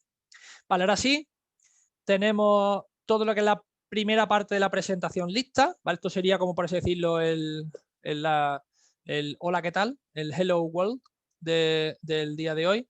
Y una vez que hemos llegado aquí, antes de empezar a meter candela, antes de empezar con lo feo, hasta aquí lo bonito, ¿vale? Ahora después vamos a empezar con lo feo. Antes de empezar con lo feo, vamos a hacer el cuestionario, ¿vale? Os cuento. Vamos a hacer un cuestionario, ¿vale? Ya que estamos todos aquí, ya no va a venir nadie, ya estamos más allá del ecuador de la clase de hoy. Los 10, 12 participantes que estamos aquí, os voy a pedir lo siguiente, ¿vale? Incluso a Carlos se lo voy a pedir también, para que no se aburra mucho. Os voy a pedir que en el chat yo os voy a poner un enlace que es el pretest, ¿vale? El pretest es el mismo test que vamos a hacer luego, pero en este caso el objetivo que tenemos es hacerlo hoy y también hacerlo el último día, ¿vale? Me da igual que lo hagáis los 2 días, si no podéis venir el último, es por tener una impresión general de cómo andamos, ¿vale? Como digo, no es algo que sea súper importante, pero sí puede ser interesante. Entonces, os lo dejo ahora mismo en el chat, ¿vale? Ahora mismo lo acabo de dejar en el chat. Lo único que tenéis que hacer es pulsar encima, ¿de acuerdo? Pulsáis en el enlace que os he dejado y cuando pulséis encima se os abrirá en vuestro navegador un cuestionario. Es un cuestionario anónimo, un cuestionario que no conlleva nota, ni se os va a poner una puntuación, ni se os va a valorar con esto. Esto es simplemente por hacer un ejercicio juntos, para que no os aburráis yo charlando sin parar. Entonces, lo que yo iba diciendo, Tenéis 10 preguntas. Por supuesto, las preguntas están valoradas en un punto cada una, ¿vale? No tiene más historia. Es solo estas 10 preguntas que tenéis aquí, ¿de acuerdo? Estas son las preguntas que yo espero que aprendáis durante estos días, ¿vale? Durante estas sesiones. Muchas de las preguntas las veremos entre hoy y mañana, pero aún así me gustaría que, bueno, que todas ellas las miréis, las reviséis y si tenéis alguna duda, pues nada, lo podemos ir viendo si queréis el próximo día. Lo lógico ahora es que no supierais ninguna. O sea, si no sabéis ninguna, el curso es para vosotros. O sea, el curso es el objetivo que tiene es que salgáis del 0 absoluto que tenéis respecto al BIM. Si sabéis alguna o si acertáis unas cuantas, pues bien, no pasa nada. Si veo que todo el mundo sabe casi todas, pues entonces subo el nivel y me pongo ya un poco más serio y en lugar de empezar por el principio, empiezo como por la mitad, ¿vale? ¿Qué ocurre? Que normalmente son preguntas bastante específicas, preguntas que normalmente incluso el que sabe manejar un poquito estas herramientas a lo mejor no se las ha planteado y no se las ha visto muy bien. Entonces, yo simplemente os digo que lo rellenéis, ¿vale? Rellenarlo cuando podáis. No hace falta que lo rellenéis hoy, podéis rellenarlo más adelante. Lo que sí os pido es que lo rellenéis esta semana primera. Hoy estamos a lunes, entonces intentad rellenarlo antes del fin de semana para que, bueno, para que realmente sea algo útil, ¿no? Entre hoy y mañana yo creo que lo podéis rellenar sin problema. Mi objetivo es que entendáis cada una de las preguntas por dónde van los tiros más o menos, entendáis de qué va más o menos cada uno de estos conceptos y a partir de tener el concepto claro, repetiremos el mismo test la último día, la última sesión y a partir de ahí pues valoraremos pues bueno, si el curso ha sido un éxito, ha sido un fracaso, si sabíais más antes al principio que al final. No suele pasar así, pero no sé, puede pasar de todo. Entonces, bueno, por eso. No voy a decir nada, ni voy a leer las preguntas, ¿vale? Yo lo estoy enseñando así para arriba y para abajo para que lo vayáis rellenando, por hacer tiempo, ¿vale? Yo os lo dejo, el que no quiera hacerlo ahora que lo haga luego y el que lo quiera hacer mientras yo hablo porque se aburre, que lo haga, ¿vale? Me da igual, no voy a tener problema. También si queréis, dejo al final de la clase 5 minutitos y lo hacéis al final, como queráis, ¿vale? Yo lo presento aquí. Si alguien luego el acceso no lo tuviera, si alguien tiene algún problema de acceder, me lo dice, ¿vale? Y intentaba buscar una fórmula, pero vamos, es un doc de Google muy sencillito y, como digo, es totalmente anónimo. No me hace falta que pongáis ningún nombre. Vale, una vez que tenemos el pretest presentado, ¿vale? Una vez que habéis visto en qué consiste el pretest que os decía, vamos a continuar con la parte, digamos, 2 del día de hoy, que va a continuar probablemente hasta el principio de la próxima sesión, porque voy un pelín retrasado, pero vamos, un poquito solo. Y a partir de esta última parte, pues comenzaremos el próximo día a instalar el programa y hacer, digamos, todo lo que sería la parte más práctica.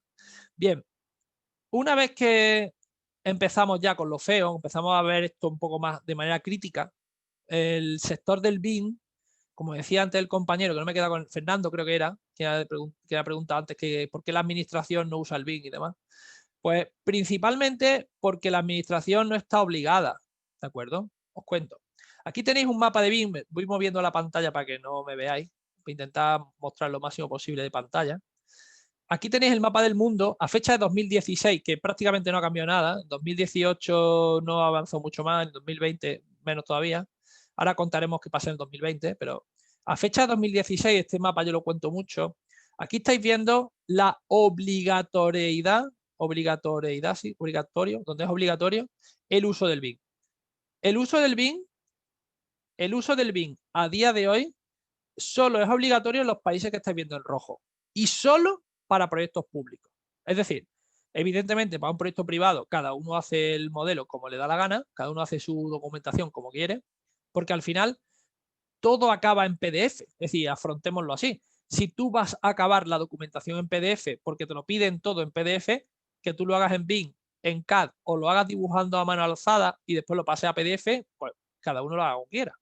Sin embargo, hay países como por ejemplo Reino Unido, que es uno de los países más famosos que usan BIM casi en todas las administraciones, Alemania, Noruega y todos los países nórdicos y también Dinamarca son pequeños países que te obligan, en ciertos casos, no en todos los casos, pero sí en la mayoría de los casos, a utilizar Bing en proyectos públicos. ¿Vale? Ahora después veremos España cómo estamos.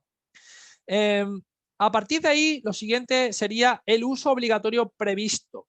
Nosotros estamos en el uso obligatorio previsto. Ahora veremos esa previsión cómo va, que todavía estamos en el previsto, después de 4 años. Quiero que también este lapsus temporal que veáis que también está alargándose más de la cuenta. Entonces, en azul veis los usos previstos, obligatorio previsto. En rosita tenéis el uso habitual, que no significa que sea mejor. En muchos casos no es peor. Por ejemplo, en Estados Unidos se usa mucho más el Bing que en España, por ejemplo. Sin embargo, en Estados Unidos no está previsto que sea obligatorio. En Estados Unidos casi nada es obligatorio. Aquello es el mundo de la aventura. Hay muy pocas normativas de construcción obligatoria en Estados Unidos. Sin embargo, no está previsto, pero sí se usa de manera bastante habitual. Y en azul, el uso incipiente. Son pequeños países donde, bueno, se está empezando a usar. Esos sí son, digamos, los que van más retrasados, entre comillas, ¿vale? Y lo de que está en gris, nada, ni se sabe ni se espera, ¿vale? Entonces, digamos, a nivel general, una estadística que se hizo en 2016. A nivel particular, entrando un poco más en materia, lo que podemos saber es que el Bing, ahora veremos la definición más ortodoxa, pero el Bing aúna un montón de palabras. Estas son las palabras que están cuando tú buscas en Google, las palabras que se asocian con el Bing cuando tú buscas en Google Bing, de mayor a menor. Es decir, las palabras más grandes son las que se buscan junto a Bing. Por ejemplo, lo que más se busca en Bing es Bing Information, Construction, Project, Information. Todo esto, evidentemente, en inglés, que es donde más se busca, ¿no? Después tiene la palabra Passy House por aquí, la palabra based, la palabra insign, la palabra error. También hay gente buscando error en Bing. ¿Cómo lo arreglo, no? CAD, ¿no? Estas son las palabras que se buscan. Todo para que entendáis con qué está relacionado todo el tema del Bing en general en lo que sería la nomenclatura global, ¿de acuerdo? Y también es muy importante que entendáis que todo este proyecto, todo este proceso del Bing no es un proceso estanco, no es un proceso de o lo hago en Bing o no lo hago en Bing. Una de las cosas más interesantes que quiero que sepáis es que muchos de vosotros ya sabéis usar el Bing y a lo mejor no había abierto una herramienta como Revit o como ArchiCAD en vuestra vida. ¿Por qué? Porque muchas de las herramientas que utilizamos a diario, como por ejemplo CipeCAD o CipeMap, son ya herramientas Bing, ¿de acuerdo? Son herramientas Bing que se intercomunican entre ellas para obtener diferentes resultados. En este caso, tú puedes hacer un modelo en varias herramientas y que se comuniquen entre sí, como ya veremos, a través del archivo IFC o IFC 4, que es la versión actual del archivo IFC. Es decir, tú puedes manejar sin saberlo ya herramientas Bing, aunque tú en principio no lo sabías, ¿vale? ¿Qué ocurre? Que es verdad que no son herramientas Bing puras, no son herramientas Bing donde tú puedas hacerlo todo o que puedas hacer gran cosa. Todo lo que yo os he enseñado, realidad virtual, render, escaneo 3D, todo eso no se puede hacer en Cipe, por supuesto que no se puede hacer en Cipe. Lo que yo estoy intentando explicar es que lo que hace Cipe en Bing se puede aprovechar para intercomunicarlo entre diferentes programas, ¿de acuerdo? Esto es muy importante que lo entendáis. Entonces, ¿cómo es o qué es y cómo se usa el Bing? Esto del Bing, ¿en qué consiste? Ya me has contado un poco todo, pero ¿esto de qué va? Pues muy fácil. El Bing no es un programa, no es que el Revit, si yo uso el Revit ya estoy usando el Bing, no, porque si yo uso el Revit para hacer solo el modelo en 3D y después todo lo demás lo hago en AutoCAD, no estoy usando Bing realmente. Estoy haciendo un rendering con una herramienta que puede ser Bing, pero no estoy haciendo todo en Bing. Entonces, ¿el Bing qué coño es? Bing es una metodología. Es como el que voy a hacer la dieta keto. Pues la dieta keto es comer grasa y no comer hidrato de carbono. Vale, por eso es la dieta keto. No es comer solo aguacate, por ejemplo. O no es comer solo un jamón de York y no comer chuchería. No. Es una premisa, una manera de hacer las cosas muy concreta. En este caso, en el caso de la dieta keto, es comer de esto sí, de esto no. Pues en el caso del BIM es una metodología de trabajo que, uno, obligatoriamente el modelo tiene que ser 3D. Si tú haces el modelo, haces un edificio, haces un puente, haces un túnel en 2 dimensiones, planta, alzado, sección, eso no es BIM. Por mucho que tú lo intentes vender, no es BIM en la vida. Por lo tanto, primero tiene que ser un modelo digital en 3 dimensiones. Y lo segundo es que tienes que poder gestionar los elementos durante todo el ciclo de vida. Tú tienes que poder dar a esos elementos que tú estás dibujando en 3D, darle adjetivos, nombre, adjetivos y diferentes características. Es decir, no vale que tú digas, vale, esto es una viga, punto. No, no, tiene que poder viga de 120 milímetros que está construida en no sé cuántas fechas y que tiene una longitud, un pandeo, un material, un color, etcétera, etcétera. Tienes que poderle dar información para poder gestionar su elemento de vida. Por lo tanto, no es un programa, es una metodología. Todo programa que pueda dibujar en 3D y que tú a ese programa le puedas incluir información técnica y propia a ese dibujito, ya es BIM automáticamente, ¿vale? Ya veremos un poco algo más de esto. Pero eso es un poco la primera impresión. Además, BIM abarca no solo la parte de modelado, sino también la parte de diseño, la parte de mantenimiento, restauración, rehabilitación y sobre todo permite mejores resultados, por lo que he dicho antes, porque tú al final te equivocas menos y trabajas menos. Si trabajas menos en las cosas que son repetitivas, tendrás más tiempo para pensar un poco más o para completar más la información que estás haciendo, que es un poco también la clave de esto. Trabajar menos, pero dar un mejor servicio, ¿de acuerdo? Y sobre todo disminuyendo el riesgo con resultados más eficientes. Es decir, si yo no tengo que dibujar 50.000 kilómetros de cable a mano y de manera totalmente repetitiva, yo podré tener un resultado más eficiente porque puedo estar pensando mejor cómo voy a diseñar el puente que a lo mejor se cae si no lo pienso correctamente, o el cálculo que tengo que hacer lo voy a hacer mucho más preciso si tengo una herramienta que me lo permite hacer de manera más realista, ¿vale? Entonces, eso sería, digamos, la parte de qué es el BIM. Y a día de hoy, el que lidera o el que está ahora mismo obligando a que el BIM se esté incrustando en la sociedad es el Ministerio de Fomento a través de su Secretaría de Fomento, ¿vale? Esto ahora mismo ha pasado por varios nombres, pero en definitiva sería la parte de Subsecretaría de Fomento y sobre todo la página web es BIM. Es decir, existe una página web oficial del ministerio, que esto no es de ninguna compañía, es oficial del ministerio, que se llama es.bim. Esto es del Ministerio de España, esto lo pagamos todos, y es una página web hecha por el ministerio para divulgar, favorecer y optimizar la implementación del BIM en España. ¿Cuál es el problema? Problemas hay muchos. Problema número 1, que esto está desactualizado, no lo siguiente. El último tuit es del 8 de agosto de 2019. Hace más de 2 años. Bueno, hace más de 1 año y poco. Año y medio no llega. ¿De acuerdo? O sea, es una iniciativa pública pagado por el Ministerio de Fomento, la cual está bastante flojita. O sea, si ya venía haciendo poco los últimos años, ahora este último año ha hecho ni el huevo, ¿vale? Directamente casi ni el huevo. Sobre todo a nivel de divulgación y a nivel de empuje, casi nada. Bien. Pero bueno, y esto, ¿en qué planteaba y cómo está, ¿no? Esto, vale, ya sé que ahora mismo está la cosa floja, pero ¿cómo iba esto? Pues mirad, esto consistía en una página web donde yo podría tener primero un observatorio de cómo se encuentra el BIM ahora mismo en España, podía presentar la actualidad de elementos interesantes que podrían ser lógicos a la hora del BIM para la gente que esté implementándose cómo actuar y sobre todo te planteaban casos de éxito para que animara a la gente para que siguiera, digamos, ese objetivo, el objetivo de hacer los proyectos en BIM, ¿de acuerdo? Esto no significa que obligara a nada ni que te diera una información súper válida.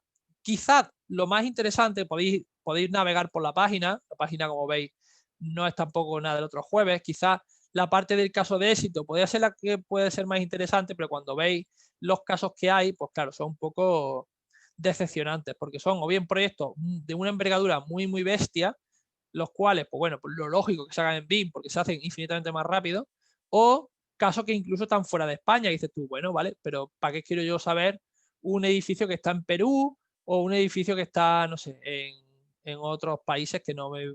que en Doha, dices tú, bueno, vale, caso de éxito es, pero no sé, que hay un edificio en Doha o aquí en Dinamarca o no sé, o en México, dices tú, vale, pero no sé, como poco extrapolable a nuestro sistema de construcción o nuestro día a día, ¿vale? Entonces yo sí creo que esta página se creó un poco por maquillar un poco el que hacíamos, ¿no? Por un poco, pues hacer un poquito más de publicidad que no sé, no es muy útil en realidad.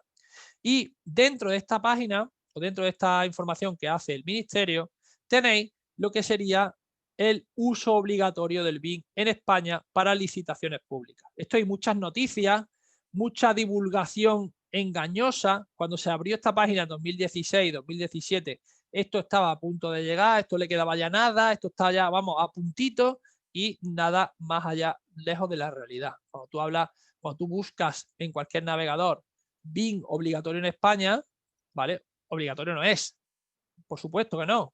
Es decir, ningún país, ninguna organización, perdón, del país te va a obligar a que sea el BIM obligatorio, ¿de acuerdo? Aquí lo que sí te dicen que son obligatorios, pues los que quieren vender cursos y los que quieren venderte la moto, ¿vale? Pero no es obligatorio. Incluso ahí cuando te dice, ya es obligatorio, vas más para abajo y dices, cómprame el curso. Coño, claro que es obligatorio, porque a ti te interesa que te compre el curso, ¿no? Factoría, training, no sé qué. No caigáis, ¿vale? No es obligatorio.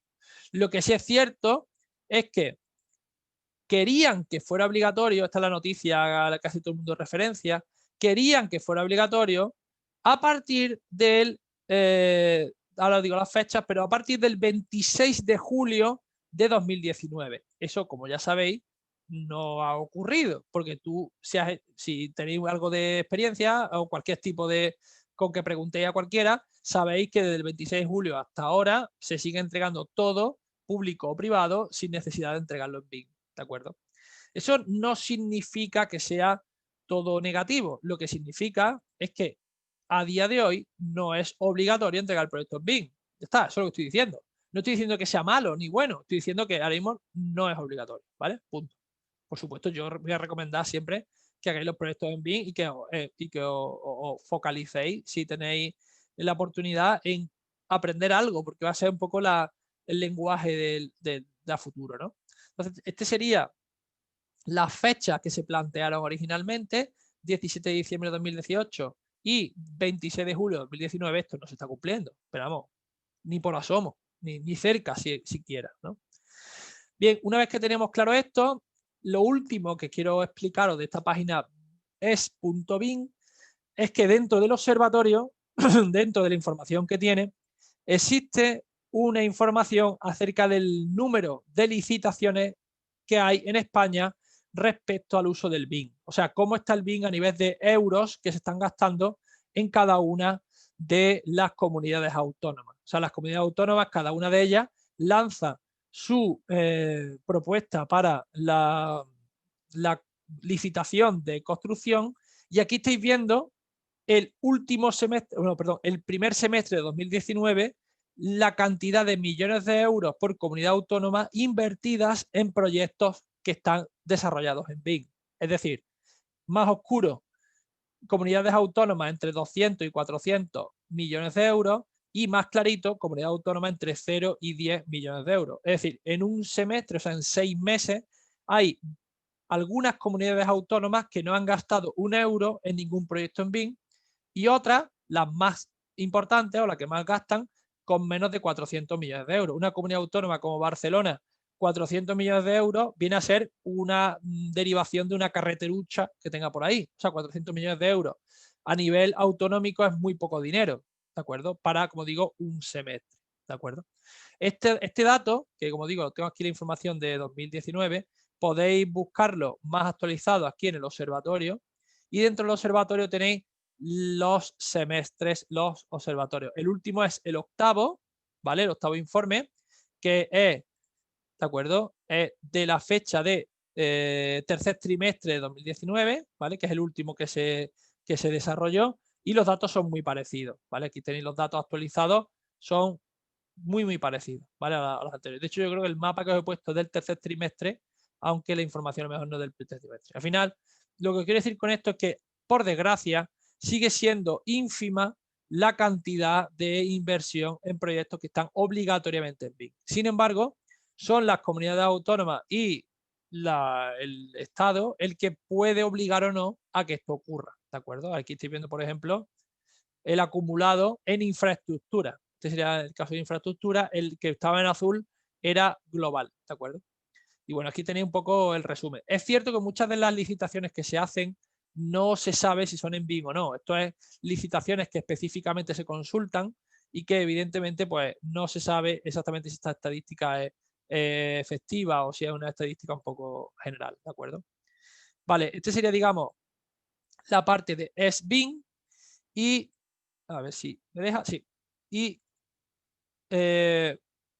otra de las cosas importantes que tenéis que saber es qué cosas puedo hacer en BIM y qué no puedo hacer de manera convencional. Yo creo que esto ya lo hemos ido viendo con ejemplos prácticos antes, pero lo más importante es que entendáis siempre que cuando yo estoy trabajando en BIM, asocio con esta información gráfica elementos, digamos, de información numérica o información, digamos, escrita a esta geometría, ¿de acuerdo? Yo estoy estructurando, estoy de manera gráfica incluyendo datos en mi edificio. Esto es muy práctico, como ya veréis. Todo el tema de tablas y todo el tema de mediciones veréis que es súper útil.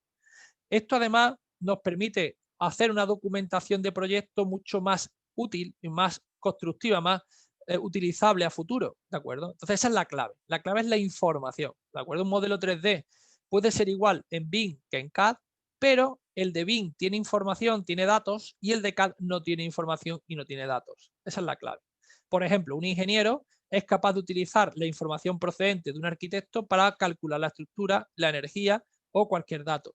O un contratista puede comprobar la coordinación de las contribuciones de los diferentes miembros del equipo al proyecto. O sacar una tabla para sus datos, sacar la tabla de puertas, sacar la tabla de hormigones, etcétera, etcétera, etcétera. O sea, la planificación y el presupuesto se pueden utilizar, se pueden obtener a partir del modelo en BIM. A partir del modelo en CAD, no. ¿De acuerdo? Esa es la clave, ese es el punto importante, la diferenciación clave. Y ahora, ¿esto realmente cuesta dinero? ¿Cuesta mucho dinero? Pues, a ver, en principio, el objetivo es que se ahorre dinero. La administración obliga a utilizar el BIM porque a la larga vas a ahorrar pasta. ¿Cómo vas a ahorrar pasta? Vas a ahorrar pasta porque tú vas a ser más productivo. Si tú tardas la mitad en hacer tu proyecto y vas a cobrar lo mismo, pues evidentemente ganas dinero. No ganas dinero gracias a que te vayan a dar más dinero por hacer tu proyecto, no porque ahora te den 100 si haces el proyecto en CAD y te doy 200 si haces el proyecto en BIM, no. Funciona al revés. Funciona en el sentido de que tú, al tener menos gastos, al tener menos horas, al tener menos inversión con una herramienta más potente, vas a poder ser más competitivo. Lo que se busca es la competitividad, la mejora de la productividad, ¿de acuerdo? Por lo tanto, el objetivo es que esta inversión en tecnología sirva para aumentar la productividad a nivel nacional, ¿vale? Ese es un poco el objetivo y realmente yo creo que lo he intentado explicar lo mejor posible y creo que lo habréis entendido casi todos, ¿no? Y lo que se busca por parte del Ministerio no es obligar, sino sensibilizar y aumentar la formación, ¿de acuerdo? Ha habido una serie de cursos en los colegios profesionales pagados por el Ministerio, hay una serie de ayudas y de, digamos, de favorecimiento del uso del BIM, incluso eso con la administración, con la cantidad de licitaciones que está en aumento, está viendo un poco a poco una mejora, pero lo que se busca, como digo, es la mejora de la optimización del tiempo de las empresas. Al final, cuando tú llegas a una empresa, lo que busca la administración es lo siguiente, es que la administración decida la línea de actuación, que en definitiva supone el aumento del uso del BIM a través de la sensibilización. Cuando tú tienes esta sensibilización, tú lo que haces es que aumenta la calidad de la construcción y reduce los costes de desarrollo, desarrolla bibliotecas genéricas para tú poder hacer el BIM de manera más rápida, y también está, que es justo donde estamos ahora mismo, en la fase de homologación. Ya llevaremos unos 4 o 5 años desde el 2015 con esta estrategia, y ahora mismo lo que se está haciendo, que es lo siguiente que vamos a contar, es una homologación del título de modelador y de gestor BIM. ¿de acuerdo? Lo que sí está el Ministerio ahora mismo desarrollando, que está casi terminado, es la información sobre el certificado BIM. Esto sí es una realidad, ¿vale? ¿Es obligatorio el BIM en España? No. ¿Es obligatorio tener un título específico para hacer una licitación BIM en España? Todavía no. ¿Por qué todavía no? Porque tenemos un borrador del 16 de junio de 2020, 19, perdón, de junio de 2020, o sea, hace 4 meses, el cual ya incluye la información mínima que debe de tener un curso que tú des para ser un especialista en BIM. Ya está empezando a haber una regulación por parte del Ministerio de Educación para que tú puedas decir, pues soy modelador BIM, soy gestor BIM, soy especialista en BIM en instalaciones, soy especialista en BIM en estructura, etcétera, etcétera, etcétera. Este borrador de 46 páginas lo tenéis disponible en la página del Ministerio y existe esta información para que los cursos que se estén preparando en BIM en universidades, en centros privados, etcétera, ya tengan, digamos, la homologación por parte del Ministerio. De tal manera que no exista la, digamos, duda de que si tú estás formado o no estás formado, ¿de acuerdo? Entonces, este sería, digamos, un poco el panorama nacional que tenemos a día de hoy en noviembre de 2020, o noviembre y diciembre de 2020, ¿de acuerdo? Vale, pasando un poco ya a la última parte de la clase de hoy, o yendo ya un poco a lo que es la parte ya más técnica, más de programitas, ¿vale? Que es lo que vamos a terminar hoy, instalando el programita. La segunda parte que tenemos aquí, o la parte más importante, si ya os ha convencido todo esto, es qué programa uso, ¿no? Vale, yo ya me has dicho que hay varios programas y yo lo que me quiero que me diga, de aquí a los 5 días que nos quedan juntos, qué programa vamos a utilizar. Pues bien, yo voy a enseñaros el programa que la gente más usa, ¿vale? Igual que hemos visto, pues bueno, qué tipo de uso se le da al BIM más prioritario, yo también quiero que vosotros seáis capaces de colaborar dentro de un entorno BIM lo más amigable posible gracias a que esté más controlado. Es cierto que existe una hegemonía del BIM en cuanto al programa Revit dentro de España. Es decir, en España la implantación del BIM es bastante baja, ya lo hemos dicho, en torno al 8% de los técnicos usan BIM, en torno al 92% no. Y además, esta encuesta se hizo a partir de 2.141 personas, ¿vale? Y de estas herramientas BIM, el 74%, o sea, del 8% que sí usan BIM, el 74% usaban Revit, el 3,8% utilizaban ArchiCAD y el 2,9% utilizaban Allplan, que son las 3 herramientas, como digo, más utilizadas. Después, por detrás de ellas hay unas cuantas más, pero esas son, yo creo, las principales, son las más conocidas. Bien, nosotros evidentemente vamos a utilizar Autodesk Revit por 2 motivos. Primero, porque es libre, gratuita y fácil de utilizar los 30 días que vamos a usarla, o sea que nos dejan tener una licencia educacional, una licencia temporal que va a ser bastante sencilla.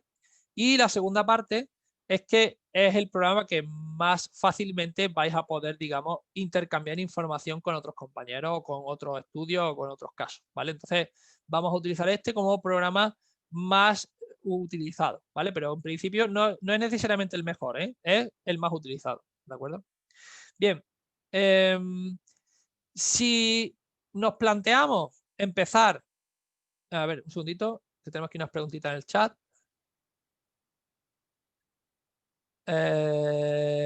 Ostras, hombre, 5 de 10. Bueno, bien, bien. No está mal, no está mal, no está mal. Está bien, no pasa nada. No hace falta que me digáis las notas, que si no sé quiénes soy. Vale. Lo que voy.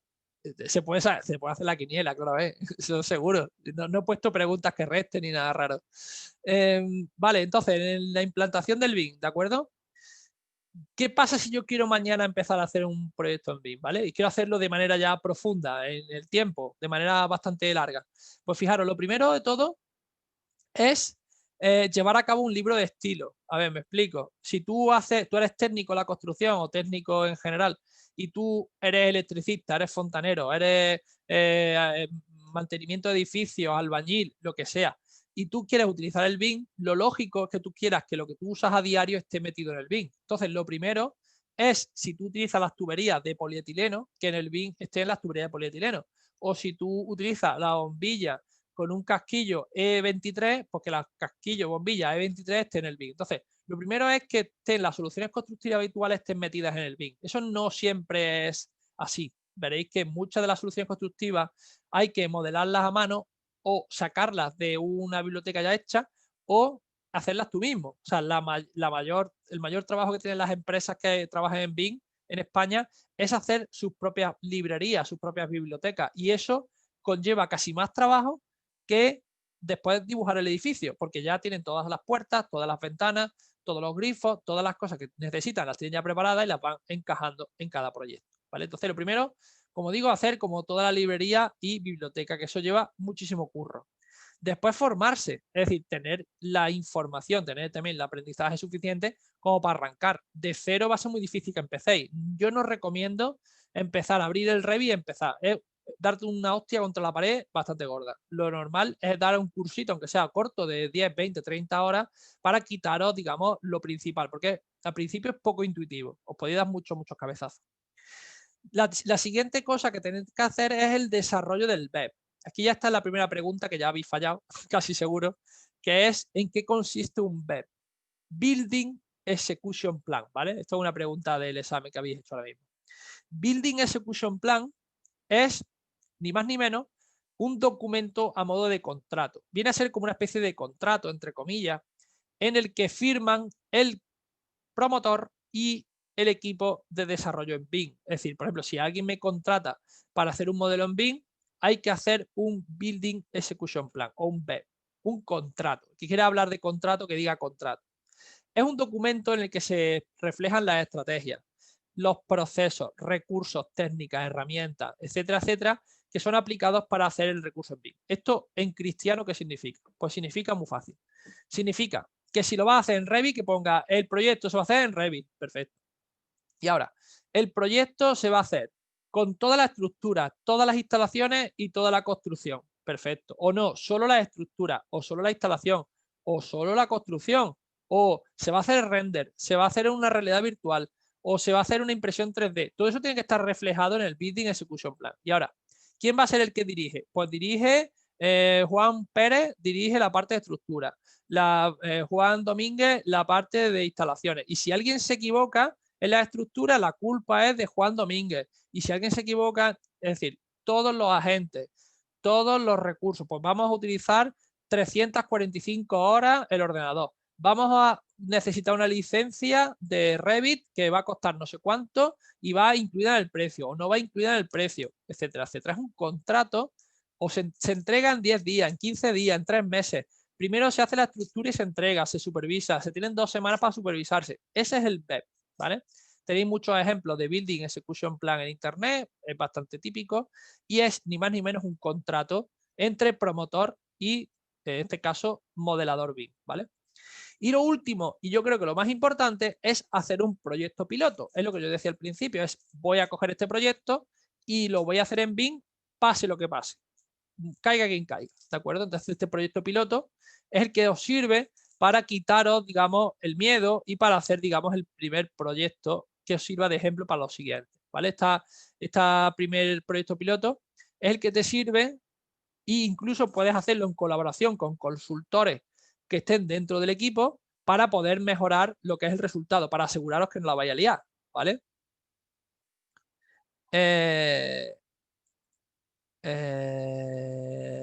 Plan. Bien, ahora voy a intentar, Raúl, a ver si te sirve este curso. Mi objetivo es que al menos son solo 12 horas, no esperes ser especialista en 12 horas, pero sí es cierto que mi objetivo es que os sirva, evidentemente, ¿vale? Cursos, como tú bien dices, hay muchos, pero esto que estoy diciendo es la clave, hacerlo, digamos, de manera ordenada y correcta, ¿vale? No es que esté llorando, es que se me ha metido con el ojo, perdonadme, pero estoy aquí con un poco tocándome el ojo, pero no es nada raro, es simplemente que me ha metido algo. Bien, pero vamos, que entendéis también en 12 horas no puedo hacer mucho, ¿eh? Vosotros entendéis que los cursos que damos de BIM completo, los Master BIM y demás, son de muchas horas. Entonces, aquí vais como a quitaros el miedo y a avanzar. pero es verdad que esto lleva tiempo, no voy a negar. Yo llevo muchos años especializándome y todavía estoy, digamos, en muchos campos estoy todavía pez. Vale, entonces, el Business Execution Plan, como os decía, es un documento súper importante, es esencial y yo os recomiendo, cuando ya tengáis cierta experiencia, que siempre lo elaboréis, ¿vale? Es un contrato, tiene que estar, ¿de acuerdo?, con el fin de mostrar a los proveedores el enfoque previsto, así como el planeamiento de todo. Y una vez adjudicado, se pone el foco en las capacidades de la cadena de suministro. O sea, a cada uno se le da la información y empiezan a trabajar. Una vez que ya está todo el trabajo hecho, está todo el trabajo, digamos, encajado, el plan se tiene que seguir y si hay cambios respecto al plan en el BEP, se deben de reflejar. Oye, pues esto al final, el plazo se dilata, se hace antes, se hace después y este BEP debe estar seguido, tiene que estar en un seguimiento, tiene que estar viendo si realmente se va cumpliendo o no y al fin y al cabo es, como digo, un contrato que tú vas, digamos, poco a poco mejorando y perfeccionando. Y ahora, lo último que vamos a ver hoy, la última información que vamos a ver es respecto al LOD, ¿vale? El LOD o Level of Development o Level of Desarrollo, ¿vale? Nivel de desarrollo o Level of Development significa la cantidad de información que tiene nuestro modelo cuando lo estamos diseñando. Me explico. Cuando tú modelas en BIM, eso lo vamos a ver muy bien el próximo día, mañana. Cuando tú modelas en BIM, no es tan importante la escala del dibujo, porque la escala la puedes cambiar muy fácilmente, lo veremos el próximo día, sino el problema está en cuánta información le tengo que incluir, ¿de acuerdo? Es decir, si le tengo que meter mucha información, tardo mucho más tiempo que si le tengo que meter menos información. Es decir, si mi muro es un muro con un solo material, va a ser un muro más fácil de modelar que si mi muro tengo que meterle todos los materiales. Va a ser más fácil dibujar un edificio sin estructura que con la estructura. Va a ser más fácil dibujarlo sin las instalaciones que con las instalaciones. Entonces, cada uno de esos niveles de desarrollo, esos niveles de información, son diferentes LOD, ¿de acuerdo? El nivel de desarrollo o nivel de información es lo que tú marcas al principio en el BEP, ¿vale? En el Building Execution Plan, en el contrato del modelo, tú dices hasta qué nivel vas a llegar. Entonces, lo que veremos hoy y terminaremos de ver mañana es qué es esto del LOD, para que os quede claro, porque esto a nadie le queda claro, pero en cuanto os lo explique, lo vais a entender muy fácil, ¿vale? El LOD, como digo, esto lo vamos a repetir el próximo día, empezaremos por aquí mañana porque no me va a dar tiempo a terminarlo entero, ¿vale? Pero el LOD tiene como 5 niveles. Nivel LOD 100, LOD 200, LOD 300, LOD 400 y LOD 500, ¿vale? Es muy fácil de acordaros. Muy fácil. Esto sería, el LOD 100 sería nivel urbanismo, ¿vale? O plano urbanístico, es decir, taruguitos, cubitos, ¿vale? Elementos paralelepípedos que no tienen ningún tipo de información de ningún tipo, es un cubo en medio de la calle, eso sería el LOD 100, ¿vale? Eso ya mañana lo revisaremos y lo veremos mejor, ¿vale? LOD 200, nivel anteproyecto, ¿vale? Lo que se llama de toda la vida un anteproyecto, ¿vale? Ya veremos mañana un poquito mejor esto cómo va. LOD 300 es el nivel proyecto básico, ¿de acuerdo? Lo que es un proyecto básico, ya veremos mañana qué es un proyecto básico. Si alguien no sabe lo que es un proyecto básico, mañana lo vemos más a fondo, LOD 300. Después tenemos el LOD 400, ¿de acuerdo? Que sería nivel proyecto de ejecución, ¿vale? Esto sería toda la información lista para ir a construir, ¿vale? Para ir a montar ya el puzzle. Y el LOD 500 es lo realmente ejecutado. Esto es lo que yo quería ahondar. ¿Qué diferencia hay entre el LOD 400 y el LOD 500? Pues el LOD 400 y el LOD 500 aparentemente es lo mismo, pero en el LOD 400 es antes de construirlo y el LOD 500 es después de construirlo. LOD 500 es lo que se llama el as-built. As-built significa es así se ha construido o gemelo digital o modelo completo según se ha ejecutado, con las correcciones y los cambios que se hayan hecho en obra. Eso parece una bobada, pero es un curro que lo flipas, porque al final significa completar todos los errores y cambios que hayan supuesto el proyecto anteriormente. Y eso, como supondréis dentro de una obra, son muchos cambios, muchos sofocos y muchos problemas. Entonces, esto lo veremos más a fondo mañana, que no me da tiempo a verlo a fondo como a mí me gustaría.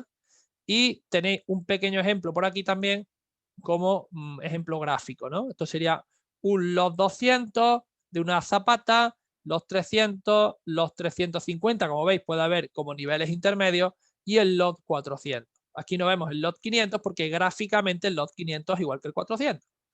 Y en un pilar, aquí veis los 100, los 200, los 300, los 350, o es un nivel intermedio, y los 400 el nivel final, ¿vale?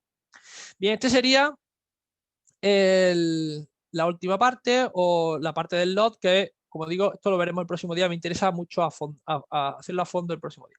Bien, por cerrar la clase de hoy, os voy a plantear cómo vamos a empezar mañana. ¿Vale? Mañana vamos a empezar ya a ver el programa de Revit un poco más a fondo para explicaros estas cosas teóricas ya de manera práctica, ¿vale? Para no andar así con tanta teoría. Entonces, ¿qué es lo que yo os voy a pedir? Os voy a pedir, aunque lo haremos mañana martes a primera hora, lo que haremos será irnos aquí a Revit, ¿vale? Cuando busquéis Revit, simplemente escribís Revit en internet, no tiene pérdida, Revit, y el primer enlace entráis, ¿vale? Revit es un programa de pago bastante caro, pero podéis descargar una prueba gratuita. Entonces yo simplemente lo que quiero es que le deis aquí a descargar prueba gratuita y se descargará un instalador. Le dais aquí a siguiente y selecciona qué tipo de empresa sois. Tenéis que darle aquí un usuario empresarial. No le deis a estudiante, no, estudiante no. Le deis aquí a un usuario empresarial. Y le dais el idioma que pondréis casi todo, creo yo, español. Y le dais a siguiente. ¿De acuerdo? Y ahora, tenéis que crear una cuenta en Autodesk. Esto lo haremos si queréis juntos mañana. ¿De acuerdo? Si ya la tenéis hecha, perfecto. Si no la tenéis hecha, tenéis que crearla. Tenéis que crear una cuenta nueva, ¿de acuerdo? Con vuestro nombre, apellido, correo electrónico y contraseña, ¿vale? Una vez que la tengáis creada, que es muy fácil, no tiene ninguna dificultad, tenéis que, como decía, le dais aquí la descarga gratuita, tenéis que rellenarlo en la descarga gratuita y os descarga el programa, ¿vale? Digo que lo hagáis ahora porque así tenéis todo el día de mañana para que se descargue. Son unos 4 gigas, entre 4 y 7 gigas de descarga, ¿vale? Lo que yo quiero decir con esto es que si podéis hacerlo para mañana tenerlo, perfecto. Si no, mañana también lo vamos a poder instalar. Pero como son tan solo 2 horas de clase, es probable que la primera hora la tengáis solamente instalándolo. Entonces, yo os recomiendo que si podéis irlo instalando, eso que os quitáis. No obstante, mañana el que tenga alguna duda de instalarlo, lo resolvemos, ¿vale? El que tenga interés de instalar el programa, que lo haga, sí. Te quería hacer una consultita Sí, porque... preguntad lo que queráis, sí. ¿Qué tal? Bueno, mucho gusto. Buenas Igualmente, tardes. muchas gracias. Mira, yo te quería consultar porque para hacer la descarga, a mí te pide una acreditación mínima en el caso de poner un usuario, digamos, empresarial. Estudiante. Sí. Claro, para estudiantes te pide la acreditación de la institución. A ver, te cuento cómo va. A ver, cuando tú le das aquí a descarga gratuita, tú puedes ser estudiante o puedes ser trabajador. Si le das a estudiante, ¿vale? Si le das a estudiante es cuando te pide obligatoriamente que tú tengas una acreditación universitaria, ¿vale? Yo trabajo en una academia, en un centro de formación que se llama Renders Factory, ¿vale? Donde yo hago mi labor pedagógica fuerte es en Renders Factory y en la Universidad Pablo de Olavide, ¿vale?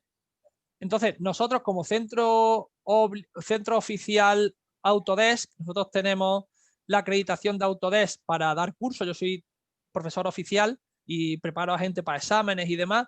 Digamos que nosotros os podemos suministrar ese título acreditativo para tú poder tener la licencia de estudiante, ¿de acuerdo? Pero la licencia de estudiante te obliga a tener un título oficial en una academia oficial y además tiene una duración determinada y tiene unas premisas determinadas, no te vale cualquier curso, ¿de acuerdo? Entonces, siempre que vayáis a un centro oficial, a un centro que esté acreditado, os va a dar una licencia de estudiante y vas a poder usar la licencia de estudiante por 1 año, ¿vale? Que es la licencia que te da gratuita por estudiante. Y esa licencia además la puedes utilizar para hacer, digamos, cualquier proyecto.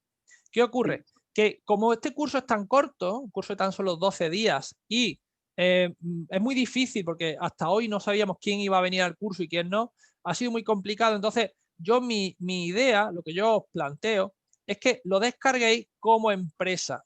Al descargarlo como empresa, no como estudiante, sino como empresa, te da automáticamente un mes de uso sin necesidad de nada, sin preguntarte, ¿vale? Perfecto. Esto le podéis dar. Y ahora, si después hacéis algún curso, podéis cambiarlo de empresa a estudiante sin problema. No tenéis que volver a instalar ni nada, ¿vale? Entonces, Perfecto. como estudiante no es posible, por lo que tú estás diciendo, te obliga a entregar un certificado de que estás haciendo un curso en algún centro.